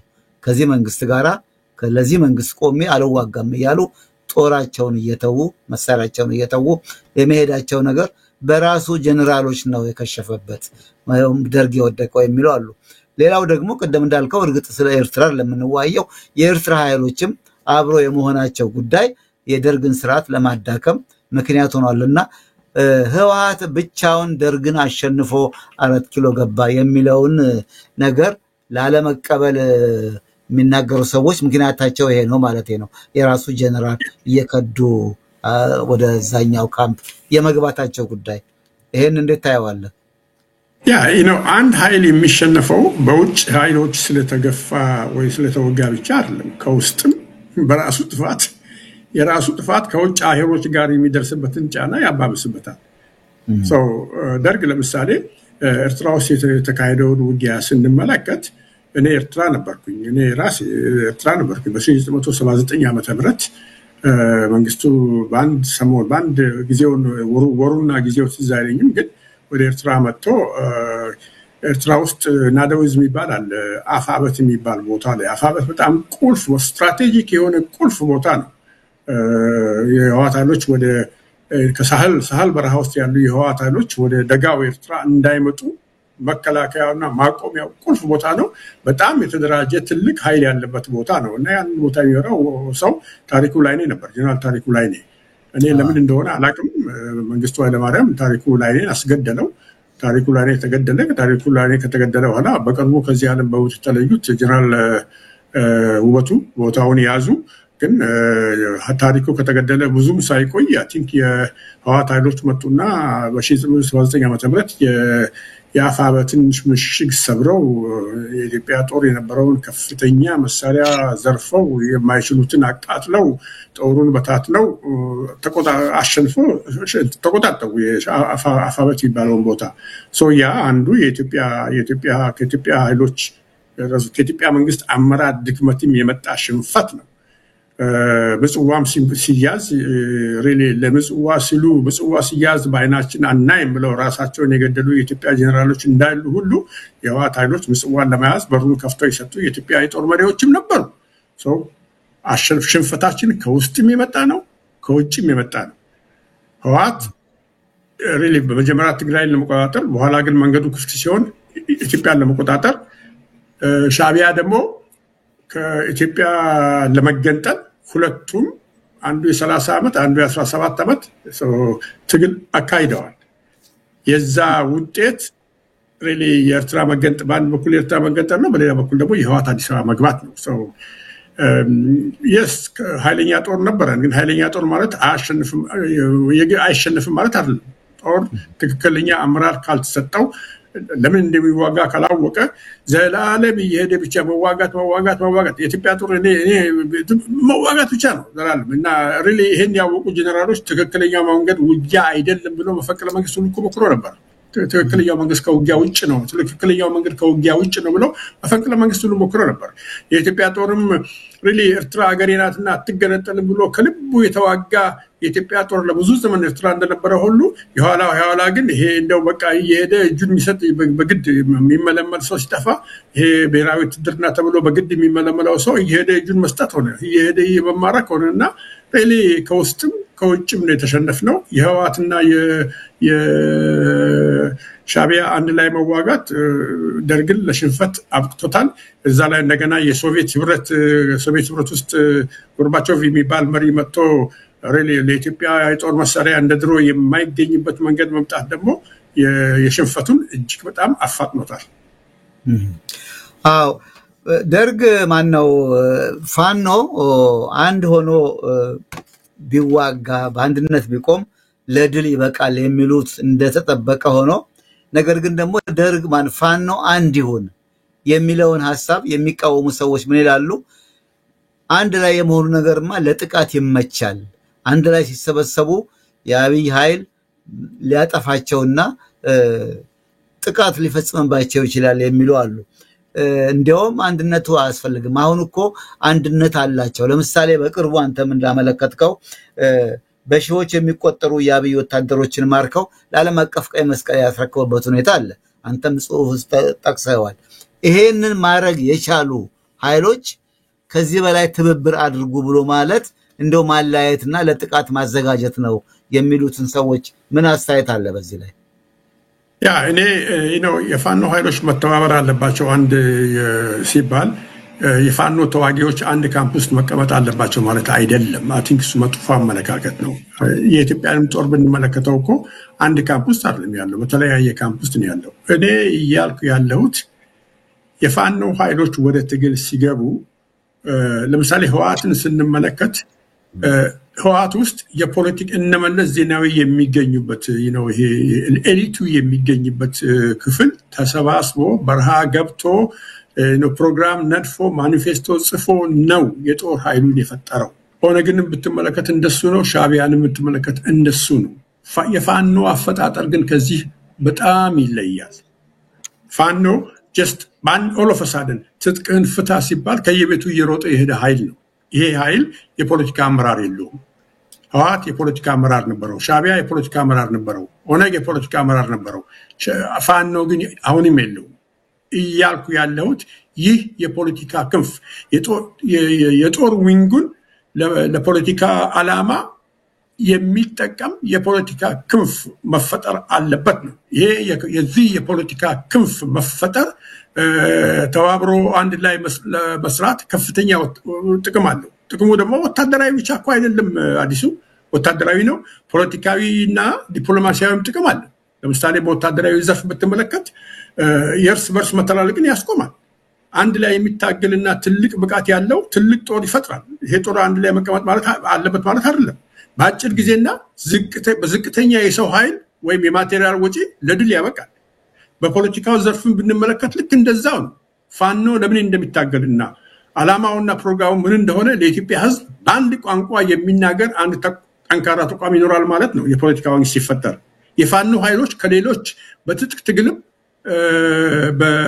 በህዝባዊ እምቢተኝነትም ከሚታገሉ የኢትዮጵያ ኃይሎች ጋር በትግሉ ወቅትም በሽግግሩ ጊዜም አንድ ላይ የሚሰሩበትንና የወደፊቷን ኢትዮጵያ አንድ ላይ ሆኖ የሚቀርጹበትን መንገድ ያመቻቻል። በዲፕሎማሲው ዘርፍ ደግሞ አንድ ወጥ ሆኖ ተደራጅቶ ዓላማውን ፕሮግራሙንና ስትራቴጂያዊ ግቡን በፖለቲካ አመራሩ በኩል በአንድ ቋንቋ የሚናገርን ፋኖ የዓለም አቀፉ ማህበረሰብ ሳይወድ እዚህ ላይ ማጽናት ፈልጋለሁ ሳይወድ በግዱ ማድመጥ ይጀምራል። ይህ ደግሞ ፋኖን የሚደግፍና ለፋኖ ድል አብሮ የሚቆም ዓለም አቀፍ አጋር እንዲፈጠር መንገድ ይከፍታል። ይሄንን ነው መፈጠር አለበት የሚለው እኔ ፋኖን በአንድ ማዕከላዊ ደረጃ ላይ ሆኖ የሚሰራ የማዕከላዊ የፖለቲካ ዊንግ መፈጠር አለበት ነው እያልኩ ያለሁት እንጂ ፋኖ እንትን ይሄ ምንድነው አንተ አሁን እንዳልከው ፋኖ ኃይሎቹ በሙሉ ተባብረው አንድ ቦታ ላይ መቀመጥ አለባቸው ማለት አይደለም። የፖለቲካ ክንፉ ሲፈጠር ግን ማን የት ጋር እንደሚሄድ ማንን እንደሚያግዝ ማን ማፈግፈግ እንዳለበት ማን መግፋት እንዳለበት ሁሉም ነገር ከአንድ ማዕከል የሚወጣ ይሆናል። ማን ምን መናገር እንዳለበት የፒአር ስራዎችም በአንድ ማዕከል የሚሰሩ ይሆናሉ። ፉክክር አይኖርም። ከሌሎች ኃይሎች ጋር በጋራ መስራት ይችላሉ። ከድሉ በኋላም ጭቅጭቅ አይኖርም። ሪሊ አንዱ እኮ ትልቁ ፍርሃቴ እኔ የተበታተነ እና የተለያየ አመራር ያለው የፋኖ ኃይል በአንድ አጋጣሚ የጠቅላይ ሚኒስትር አብይ አህመድ መንግስት ቢያሸንፍ እሱ ራሱ እኮ ለፓወር ለ4 ኪሎ ለመቆጣጠር ግብ ውስጥ ይገባል። ይሄ ደግሞ የሚያዋጣ አይደለም። ወደ እርስ በርስ ጦርነት የሚያመራ ነው። እሱማ አደገኛ ነው። ልክ ነው። አይ ጥሩ ነው ማብራሪያው። እንደዚህ ፋኖ አንድ ይሁን ማለት እንግዲህ ምንድነው ጥሩ ነው ማብራሪያው። ሰዎች ቅድም ባቀረብኩት ጥያቄ መልክ እንዳይወስዱት ይረዳል ያንተ ማብራሪያ። ነገር ግን ዛሬ የምናየው በየሚዲያው እንደምናየው ፋኖ ይሄንን ቦታ ያዘ፣ ለዚህም ደግሞ የዚህ ብርጌድ ቃል አቀባይ እንዲህ ብሏል፣ ደግሞ ነገ የሌላው ብርጌድ ቃል አቀባይ መግለጫ ይሰጣል። ይሄ ነው እንግዲህ መቅረት ያለበት። አመራሩ አንድ ሆኖ ፋኖ የህዝብ ግንኙነቱ አንድ ወይም ሁለት መግለጫ የሚሰጡ አመራሮች ይሄ እንዲሆን ነው እንጂ እንደተባለው ሁሉ ተሰብስቦ አንድ ካምፕ ይቀመጥ አይደለም። ጥሩ ማብራሪያ ነው። ካለ ተጨምረበታል። ሌላ ጥያቄ ላቅርብና ገጽ 4 ላይ እዚህ ጽሁፍ ላይ የምትለው ነገር አለ። ፋኖ ጠላቱ ብልጽግና አብይ ብቻ አይደለም ራሱ አማራውም ጠላቱ ነው ትላለህ። እስቲ እናብራራለን አቶ ኤፍሬም። ኖርማሊ ፋኖ ከዚህ ከብልጽግና ኃይል ጋር ሲዋጋ ደፍትሊ አንዱ የሚዋጋ አንድ ኃይል ከተዋጋ ያ ኃይል ባለጋራ ነው ጠላት ነው ማለት ነው። በሌላ በኩል ደግሞ ብታየው ፋኖ ዓላማውን እንዳሳካ የራሱ እንቅፋት የሆነበትም ራሱ ፋኖ ነው። አይ ቲንክ እሱን ነገር መጨረሻው ላይ መግለጫ ማብራሪያም የሰጠሁበት ፓርቲ ያለው ይመስለኛል ባልሳሳት እዛው ጽሁፍ ላይም አለ። ምንድነው ፋኖ ከራሱም ጋር እየተዋጋ ከብልጽግናም ጋር እየተዋጋ ማሸነፍ አይችልም። ለብልጽግናዎች ደግሞ በአሁኑ ጊዜ በከፍተኛ ደረጃ ስራቸውን የሚሰሩት ኦልሬዲ ተከፋፍለው በሚገኘው ፋኖ ላይ ትልቅ የመከፋፈል ስራ መስራት እየሰሩ ነው። ይሄንን ደግሞ አሁን አማራው በተለያየ ደረጃ የአማራ ሽማግሌዎች የሃይማኖት ሰዎች የተለያዩ ሰዎች ፋኖዎች አንድ ላይ ሆነው ተባብረው የፖለቲካ ዊንግ ፈጥረው እንዲዋጉ ስራቸውን እንዲሰሩ በተከታታይ ከሀገር ውስጥም ከውጭ ሀገርም ከሌሎች ኢትዮጵያውያንም ጥሪ ቀርቧል። which is ጠቅለል ባለመልኩ አብዛኛው ኢትዮጵያዊ ፋኖዎችን ተባበሩ ወይ ተሰባበሩ የሚል አይነት መልእክት ይሄ የኢትዮጵያ አባባል አለ። እንደዛ አይነት መልእክት ነው ያስተላለፈውና ፋኖዎቹ መሰባበርን ነው የመረጡት ከመተባበር። ያ የራስ ጠላት መሆን ነው፣ የራስ እንቅፋት መሆን ነው። አዎ መጨረሻ ላይ ያልከው ምናልባት ካልተሳሳትኩ እዚህ ላይ እኔም እያየሁት ነበረ። ፋኖ በመባል በሚታወቅ ታሪካዊ ስም በሚጠሩ የተለያዩ አደረጃጀቶች ታቅፎ ከብልጽግና ሰራዊት ጋር የሚዋደቀው እያንዳንዱ የአማራ ወጣት ዓላማው አማራን ከተቃጣበት የህልውና አደጋ በአጠቃላይ ኢትዮጵያን 4 ኪሎን ከተቆጣጠረው አውዳሚ ኃይል ለማዳን መሆኑ ምንም ጥርጥር የለውም። ሆኖም ይህ በአንድ ማዕከላዊ ፖለቲካ ክንፍ የማይመራና አንዳንዴም እርስ በርስ የሚታኮስ ቡድን ብልጽግናን አሸንፎ አዲስ አበባን ቢቆጣጠር በሌሎች አፍሪካ ሀገሮች እንዳየነው የለየለት የእርስ በርስ ጦርነት ውስጥ ላለመግባቱ ዋስትና የለንም።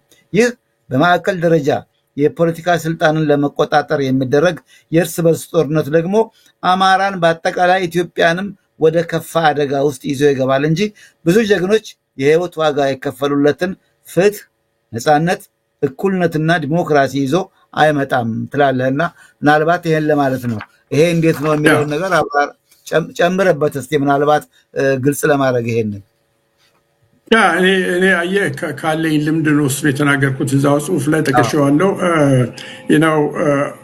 የተለያዩ ኃይሎች አንድን ማዕከላዊ መንግስት ተዋክተው ሲያሸንፉ የራሳቸው ጦር ስላላቸው ማዕከላዊ መንግስቱ ከተሸነፈ ደግሞ ታውቃለህ የስልጣን ክፍተት ይኖራል። ያንን የስልጣን ክፍተት ማን ነው የሚወስደው? በብዙ በአፍሪካ ውስጥ በተጨባጭ አጋጣሚ በአንድ ጥሩ አጋጣሚ ያለ አፍሪካ ውስጥ ቀድሞ የካፒታል ይሄ የካፒታል ሲቲን የተቆጣጠረው ኃይል ነው ያን የሚያደርገው። ኤርትራ ውስጥ አይተህ እንደሆነ የቲፒኤልኤፍ እና ማነው የሻዕቢያ እና ያኛው የጀፋ ኃይሎች አስመራን ለመቆጣጠር አስመራ አካባቢን ከበው ከደርግ ሰራዊት ጋር ብቻ ሳይሆን እርስ በርስ የሚዋጉ ነበር። ለምን? አስመራን የተቆጣጠረው ኃይል ነው ደርግ ከተሸነፈ ስልጣን የሚይዘው። ያ ሪሊ አጥፊ ጦርነት በኢትዮጵያ ላይ የሚደገም በአፍሪካ ውስጥ ይሄ በትልቅ ደረጃ የሚጠቀሰው አንተም ታውቀዋለህ። ቲንክ ቪኦኤ ላይ በነበርክበት ጊዜ ትልቅ አንዱ በተከታታይ ቪኦኤ ከዘገበው ዘገባዎች አንዱ እሱ ነው።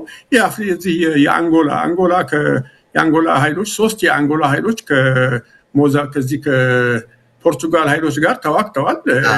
እነዚህ 3 ኃይሎች ከተዋጉ በኋላ አንደኛው ነው የፖርቱጋል መንግስት ሲሸነፍና በ1975 እንደ አውሮፓ የአንጎላ ነፃነት ነው እንደ ኢትዮጵያ ነው እንደ አውሮፓ ነው በ1975 ነው የአንጎላ ነፃነት ሲታወጅ ሉዋንዳ ነው ካፒታል ሲቲውን የያዘው ማነው በኢምፓላ በሚባለው ድርጊት የሚመራ ኦገስቲኖ ኔቶ ነው። እሱ ሲይዝ ሁለቱ ጦርነት ጀመሩ። ኮሎኔል ሮቤርቶና ጆናስ ሳቪምቢ። ኮሎኔል ሮቤርቶ ትንሽ አየና ወደ ሰላማዊ ኑሮ ተመለሰ። ሳቪምቢ ግን ለ27 ዓመት እኮ ነው የተዋጋው። አይተህ እንደሆነ 27 ዓመት ሳቪምቢ ለአንጎላ ነፃነት ከተዋጋው ጊዜ ይልቅ ከአንጎላ ጋር የተዋጋበት ይበልጣል። ደግሞ ሳቪምቢ እና ማዕከላዊ መንግስት ያደረጉት ጦርነት ለአንጎላ ነፃነት ከተደረገው ፍልሚያ ሁሉ የበለጠና አንጎላን ያደቀቀ ክፉ ጦርነት ነበረ። ይሄ ኢትዮጵያ ውስጥ ከዚህ መማር አለብን። የፋኖ ኃይሎችም ከዚህ መማር አለባቸው። ወደዛ ላለመሄድ ነው የትልቁ ምክሬም፣ ወደዛ እንዳንሄድ ነው። ያልተባበረ ኃይል ደርግ ማነው የጠቅላይ ሚኒስትርን አብይ አህመድ መንግስት ካሸነፈ ሊፈጠር የሚችለው ይሄው ነው። አድማጭ ተመልካቾቻችን የምታደምጡት አዲሱ ሚዲያ ነው። እንግዳችን አቶ ኤፍሬም ማዴቦ ናቸው። ኤፍሬም ማዴቦ ፖለቲከኛ ናቸው፣ አክቲቪስት ናቸው። እንዲሁ ስናወራ አንተ ላለው በአንዳንዴ ደግሞ አንቱ በማለት ምናልባት የተመሰቃቀለ ማዕረግ በመስጠት ይቅርታ ጠይቃለሁ። ነገር ግን ልምድ ስላላቸው ብዙ አመታት በፖለቲካ ህይወት ውስጥ ስለቆዩ ልምዳቸውን እያካፈሉን ነው። እንደው በመጨረሻ አቶ ኤፍሬም እንደማጠቃለያ አድርጌ የማቀርበው መፍትሄ ነው፣ የመፍትሄ ሐሳብ ነው። መቼም የአብይ አህመድ ስራ ኢትዮጵያን እያጠፋ እያወደመ በጎዛ ብንለው በሃይማኖት ብንለው በሁሉም አቅጣጫ ያችን ሀገር እዚህ የደረሰችበት አድርሷታል። የባሰ ደግሞ ውድቀት የሚመጣ ነው እንጂ የሚሻሻል ነገር የለም። ግን ይህን ስርዓት መለወጥ ዋና መፍትሄ ነው። እንግዲህ የስርዓት ለውጥ ነው ለኢትዮጵያ የሚያስፈልገው። ይሄ ስርዓት እስካለ ድረስ 7 የፖለቲካ ድርጅት ቢተባበር 10 አንድ ላይ ቢቆሙ ምንም ማድረግ አይቻልም አብይ እያለና መፍትሄው ምንድነው? የስርዓት ለውጥ ለማምጣት ከኢትዮጵያውያን ምን ይጠበቃል? ከፖለቲካ ኃይሎች ምን ይጠበቃል? ከሁሉም ህብረተሰብ ከሃይማኖት መሪዎችም ይሆኑ ይሄን ስርዓት ለመለወጥ ምን መደረግ አለበት? ምናልባት በዚህ የማጠቃለያ ጥያቄ አንተም የማጠቃለያ ሐሳብ የመፍትሄ ሐሳብ እንድሰጠን በመጠየቅ ውይይቱን እዛ ላይ እናቆማለን። ከውይይት ካንተ መልስ በኋላ ያ እኔ ዴፊኒትሊ ልክ ነህ እንዳልከው አሁን ያለው የጠቅላይ ሚኒስትር አብይ አህመድ መንግስት ኢትዮጵያን ሪሊ ወደ መበታተንም ሊያደርስ የሚችል መንግስት ነውና ይሄንን መንግስት ማስወገድ አስፈላጊ ነው። ግን ይሄንን መንግስት ማስወገድ አስፈላጊ የመሆኑን ያክል ይሄ መንግስት ከተወገደ በኋላ ማን ይተካዋል የሚለውንም ጥያቄ መመለስ ያንኑ ያክል አስፈላጊ ነገር ነው። በኔ እድሜ ውስጥ ወይም ደግሞ ባለፉት 50 ዓመታት ውስጥ ኢትዮጵያ ውስጥ 3 የመንግስት የኃይለሥላሴ ስርዓት፣ የደርግ ስርዓት፣ የህወሓት ስርዓት ሲቀያየሩ በፍጹም ያልተመለሰ ጥያቄ የኢትዮጵያ ህዝብ ምሁሩም የፖለቲካ ልህቁም በቃ በኢትዮጵያ ደረጃ ያላሰብንበትና ሪሊ ያላየነው ነገር ቢኖር ይሄን እንዲወርቅ የምንታገልለትን ስርዓት ማን ነው የሚተካው? እሱስ እንዴት ይዘጋጃል?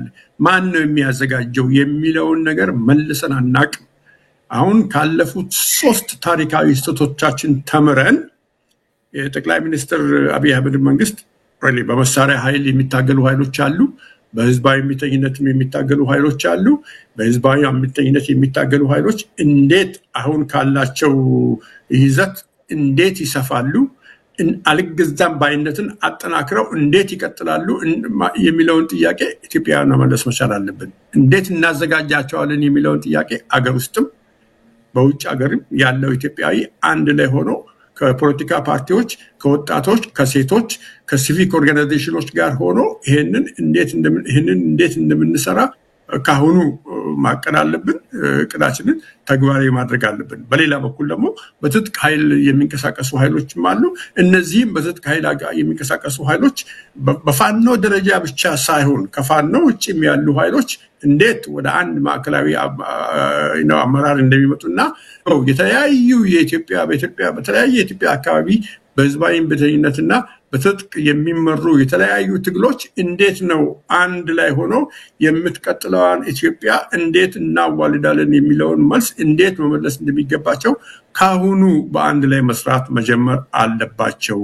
እኔ የጠቅላይ ሚኒስትር አብይ አህመድ መንግስት የሚተካው መንግስት በስነ ስርዓት ከወዲሁ ከመታወቁ በፊት የሚወድ ከሆነ እኔ 4ኛውን ስህተት የምንሰራ ይመስለኛልና ከዚህ 4ኛው ስህተት ራሳችንን በከፍተኛ ደረጃ መቆጠብ አለብን። መዘጋጀት ያለብን ሪሊ የአብይ አህመድ መንግስት ማሸነፍ ብቻ ሳይሆን አሸንፈን በምን እንደምንተካው ማወቅ አለብን። ፕላስ ለዘመናት ኢትዮጵያ ውስጥ ያልተመለሱ ጥያቄዎች አሉ። እነዚህን ጥያቄዎች የሚመልስ መድረክም እንዴት አብሮ እንደሚፈጠር አሁን ኢትዮጵያ ስትጀምረው የናሽናል ዳያሎግ የሚባለው ሂደት አለ። እሱ እንዴት በአዲስ መልክ ተዋቅሮ ለዘመናት ኢትዮጵያ ውስጥ ያልተመለሱ ጥያቄዎችን ነው ኢትዮጵያ ምን መምሰል አለባት የሚለውን ጥያቄ፣ ኢትዮጵያ ውስጥ የሀገራዊ እርቅ እንዴት ይመጣል የሚለውን ጥያቄ፣ ኢትዮጵያ ውስጥ የሽግግር ጊዜ ፍትህ እንዴት መከናወን አለበት የሚሉትን ቁልፍ ጥያቄዎች የሚመልስ አካል እንዴት መፍጠር እንደምንችል ማወቅ አለብን። ይህን ካወቅን ነው ሪሊ የሚቀጥለው ሽግግር ውጤታማ የሚሆነውና ኢትዮጵያውያን ለዚህ ለ4ኛው የመንግስት ለውጥ ከፍተኛ ጥንቃቄ፣ ከፍተኛ ዝግጅት ማድረግ አለብን ብዬ አምናለሁ። ትክክል ነው ያልከው አቶ ኤፍሬም። ግን አንድ እንደው ብዙ ሰዎች የማይቀበሉትና ትግሉን የሚያዳክም ነገር ደግሞ አለ። አሁን የተናገርከው ማን ይተካው? እኔ በንጉሠ ነገሥት ቀዳማዊ ኃይለ ሥላሴ ጊዜ ስራም ላይ ነበርኩ፣ ተማሪም ነበርኩ። በደርግ ጊዜ ኦፍ ኮርስ ሙሉ ለሙሉ ስራ ላይ ነበርኩ። ምንድን ነበር የሚባለው? እኒህ ሰውዬ አሁን ቢወድቁ ማ ይመጣል ይባላል። ማ ይተካቸዋል? ሰማይ ወደ መሬት፣ መሬት ወደ ሰማይ የሚደባለቁ ይመስለን ነበረ። ከዛ በኋላ ደርግ መጣ። ደርግን ሲቃወም ሰው አሁን ደርግ ቢወድቅ ማን ሊመጣ ነው? ማ ይተካዋል ይህን ሰውዬ ይባላል። መለስም መጣ እና ይሄ ማን ይተካዋል የሚለውን ነገር በተለይ እንዳንተ በፖለቲካ የበሰሉ ሰዎች ከናንተ አንደበት ሲወጣ ያዳክማል የሚሉ ሰዎች አሉ። ምንድነው እሱ? መፍትሄ ይዞ መምጣት ነው እንጂ እርግጥ አብይ ሲወድቅ እከሌ የሚባል ፓርቲ አለ ተብሎ ሊነገር አይችልም። ነገር ግን ኃይል አለ ኢትዮጵያ ውስጥ። ፋኖ አሁን በተጠንቀቅ ነው ያለው። ለፋኖ መነገር ያለበት አንተን ለጻፍከው አንድ ሆኖ ተባብሮ አንድ እዝ ይዞ ትግሉን መቀጠል ነው። ሌላም ደግሞ ኃይሎች አሉ። ስለዚህ ማይተካዋል የሚለው ነገር ይሄንን ስርዓት ለሚታገሉ ሰዎች ተስፋ አስቆራጭ ነው የሚሉ ሰዎች ብዙ አሉና እንደው ለምሳሌ አገራዊ ምክክርን አንስተሃል። በጣም በጣም በጣም የአብይ መንግስት የሚያገለግል ዓላማ የሌለው የመንግስት ደሞዝ የመንግስት ገንዘብ በከንቱ የሚጠፋበት ስብስብ ቢኖር ይሄ አገራዊ ምክክር የሚባለው ነው። እሱን መጠቀሱም ይገርመኛል። እና ማይተካዋል የሚለውን ጥያቄ ዛሬ መልስ ልንሰጥ አንችልም። ዋናው የመጀመሪያው ነገር ይሄ ስርዓት ተወግዶ እስቲ ኢትዮጵያ መሪ ትጣ። እኔ በእውነት ብዙ ሰዎች እንደዚህ ሲሉ ማዘናጊያና ትግሉን ወደ ኋላ የሚጎትት ነገር ነው የሚል አስተያየት ነው ያለኝና ምናልባት በዚህ ላይ የምትለውን ሰምቼ እናጠቃለን። የመጨረሻ ተመለስኩ ይቅርታ። እኔ እውነቱን ለመናገር አንተ እንዳልከው የሰው ልጅ ከስተቱ ካልተማረ በተለይ ደግሞ አለመማር ብቻ ሳይሆን በተከታታይ የሰራቸውን ስህተቶች ከደገመ እሱም ይሄ የሚታገልለት ዓላማም የወደቀ ነው የሚሆነው፣ ግቡን አይመጣም። የኢትዮጵያ ተማሪዎች ንቅናቄ በእርግጥ መሬት ላራሹን የመሰለ እንትን ይዞ ያለ ስላሴ ስርዓት ተዋግቷል። ከዛ ያለ ስላሴ ስርዓት ሪሊ ለመለወጥ ከፍተኛ ጥረት ተደርጓል። እንዳልከው ነው የንጉሱ ስርዓት የነበረበት ጊዜና ኢትዮጵያ አሁን ያለችበት ጊዜ አንድ አይደለም። በተለይ የኢትዮጵያ ሕዝብ ለንጉሱ የነበረው አመለካከት እናቴና አባቴ ጭምር ንጉሱን መንካትማ ነውር ነው ይሉ ነበር። ለስላሴ አንድ ነገር ከሆኑ ኢትዮጵያ ትጠፋለች የሚል እምነት ሁሉ ነበር በማህበረሰቡ ዘንድ። ግን ያ ውሸት እንደሆነ እኮ አየን፣ በግልጽ አየን። ግን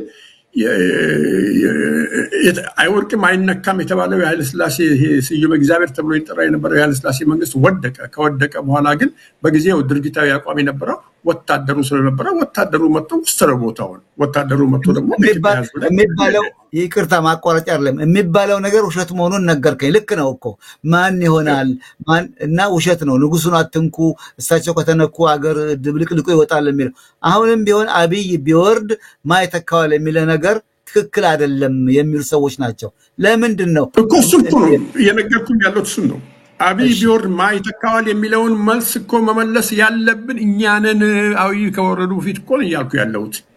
ግን እንደ ስጋት አድርገን ስናቀርበው ነገሩን ያዳክማል። ስጋት ሊሆን አይገባው፣ መውደቅ አለበት ይሄ ስርዓት። እንዴ አንድ ስርዓት አገር ካልጠቀመ ወገንን ዘርን ካጠፋ በተለይም በጎሳ እየለየ በዘር በቋንቋ እየለየ የሚገዛ ስርዓት እንደው እሱ ወድቆ ምን ከዛ የባሰ ምን ይመጣል ነው ደግሞ እኮ ስርዓቱ ሶስት ጊዜ እኮ እንደሱ ብለን ሶስት ጊዜ እንደሱ ታግለን እኮ ከከፋ ወደ ከፋ ነው የሄድነው። አሁንም ወደ ከፋ እንሂድ እንዴ አይናችን እያየ እንግዲህ አገር ከመፍረስ ምን ይከፋል ብለህ ነው? እሺ ያው እኔ አየ ሪሊ አንዱ ትልቁ ድክመታችንን እንገርህ የኃይለ ሥላሴ ስርዓት እንደወደቁ ደርግ ሲመጣ ኃይለ ሥላሴ ይሻል ነበር አለ። ደርግ ወደቀ፣ ህወሓት መጣ፣ ደርግ ይሻል ነበር አለ። ህወሓትን ታግለን ጣል ነው። አሁን አብይ መጣ፣ አንዳንዴማ ህወሓት በስንት መልኩ ማለት ጀመርን። ይህንን የምንለው ሰነፎችና የተሻለ ነገር መፍጠር ስለማንችል ነው። ከዚህ ስህተታችን ነው መማር ያለብን። የተሻለ ነገር መፍጠር መቻል አለብን። እሱን ነው እያልኩ ያለሁት። እንግዲህ እንዳንተ አይነት ፖለቲከኞች የተሻለ ነገር ለምሳሌ አብይ መጣል ወይም ይሄን ስርዓት መጣል ዋና ቀዳሚ ተግባራችን ነው ካልን በኋላ ይሄን ስርዓት ደግሞ ስንጥል እንዲህ ማድረግ አለብን የሚለው መፍትሄ ልሰጡን ይገባል እንጂ ማይመጣል በሚል ካሰርነው ተስፋ አስቆራጭ ነው ልልህ ነው። እኔ እኮ እንሰራ አይደለም ጥያቄ ያልኩት። እኔ ያልኩት የአብይ መንግስት ከመውደቁ በፊት አብይን የሚተካውን አካል ማዘጋጀት አለብን። ይሄ ለምን እንደ ጥፋት እንደሚታይ አይገባኝም። ማዘጋጀት አለብን። እስካሁን ድረስ ባለማዘጋጀታችን የጣልነውን እየናፍቅን ኖረናል። አሁንም እንደገና ባለማዘጋጀታችን የጣልነውን እንዳንናፍቅ እንዘጋጅ እያልኩ ነው። ልክ ነው። ጥሩ ነው። እሺ አይ መልካም ነው አቶ ኤፍሬም በጣም አመሰግናለሁ። ሰፊ ውይይት ነው ያደረግነው። ምናልባት አንተ የማጠቃለያ ሐሳብ ካለ ለአንድ ደቂቃ እድል ልስጣልዛ እኔ ፕሮግራሙን መዝጋት ይኖርብኛል። አይ ቲንክ እኔም ያጠቃለልኩ ይመስለኛል። አመሰግናለሁ። በጣም አመሰግናለሁ። አድማጭ ተመልካቾቻችን እስካሁን ድረስ የቆየነው አዲሱ ሚዲያን ስትከታተሉ ከአቶ ኤፍሬም ማዴቦ ጋራ ወቅታዊ በሆኑ የአገር ጉዳዮች ይልቁንም ደግሞ ለፋኖ አመራር የሰጠውን የአንድነት ጥሪ በተመለከተ በጻፈው ጽሑፍ ላይ ያን መሰረት አድርጌ ነው ያዋየሁት። ቀደም ያለ የፖለቲካ ህይወቱን በተመለከተ ከተማሪነቱ ጀምሮ አስተዳደጉን በወቅታዊ የፖለቲካ ጉዳይ የሚያደርገውን ተሳትፎ ሁሉ አብራርቶ ነግሮናል። ይልቁንም በግንቦት ሰባት የነበረውን ልምድም አከፍሎናል። ከአብይ መንግስት ስርዓት ጋራ ለምን እንደቆየና ከዛም ደግሞ ለምን ጥሎ እንደወጣ ወይም አሁን በውጭ ሀገር በሚገኝበት ጊዜ የኢትዮጵያን ጉዳይ ቸል ሳይል ግን ያለምንም ፓርቲ በትምህርትና ወቅታዊ ጉዳዮችን በመጻፍ የሚኖር የፖለቲካ መሪ ነው። የአክቲቪዝም ስራ ነው የሚሰራው። ስለዚህ እጅግ አድርጌ አመሰግናለሁ። እናንተም ሰብስክራይብ፣ ላይክ እያደረጋችሁ ሼር እያደረጋችሁ እስካሁን ድረስ ፕሮግራሙን ስለተከታተላችሁ ከልብ አመሰግናለሁ። ቀደም ሲል የተናገርኩትን ማስታወቂያ አንድ አፍታ ተናግሬ ውይይቴን ወይም ዝግጅታችሁን እናጠቃልላለን። ቀደም ሲል እንደገለጽኩላችሁ ነገ ቅዳሜ በቅዱስ ገብርኤል ወይም በደብረ ኃይል ቅዱስ ገብርኤል ቤተክርስቲያን አንድ አስተዋጽኦ ጥሪ ቀርቧል። ይህም ለብፁዕ አቡነ ሉቃስ የአውስትራሊያ ሊቀ ጳጳስና የቅዱስ ሲኖዶስ አባል እዚህ ዩናይትድ ስቴትስ በተለይም ዋሽንግተን ነው የሚገኙት። ምንም ቤተክርስቲያን እርግጥ አንዳንድ አብያተ ክርስቲያናት ለጸሎት ሲሄዱ በሚገባው በአክብሮት ቢያስተናግዷቸውም የኔ ቦታ የሚሉት እንደ ልብ ህዝብ ሰብስበው የሚያስተምሩበት ንስሐ የሚሰጡና የሚቀበሉበት እንዲሁም ደግሞ ጸበልም ቢያደርጉ ያንን የሚያከናውኑበት ቦታ ስለሌለ እስቲ ቤተ ጽሞና የሚል አንድ ትንሽ እንደው ጎጆ ስሩልኝ ብለው እየተማጸኑ ነው። ለዚህ ደግሞ የበረከት ስራ የዋሽንግተን ዲሲ አካባቢ በእውነቱ በንቃት እየተሳተፉ እንደሆነ አውቃለሁ። ይሄ ፈላየርም ከተበተነ ቆይቷል። ስለዚህ ነገ ቅዳሜ ከቀኑ 8 ሰዓት ጀምራችሁ ወደ ቅዱስ ገብርኤል ካቴድራል በመሄድ እዛ ያለውን ገለጣ እሳቸው የሚያደርጉትን ጥሪ እንድትከታተሉ ጋብዛለሁ። እስካሁን አብረን ስለቆየን እጅግ አድርጌ አመሰግናለሁ። በሌላ ጊዜ በሌላ ዝግጅት ሌላ እንግዳ ይዤ እስከምመለስ ሰላም ጤና ይስጥልኝ። አዲሱ አበበ ነኝ።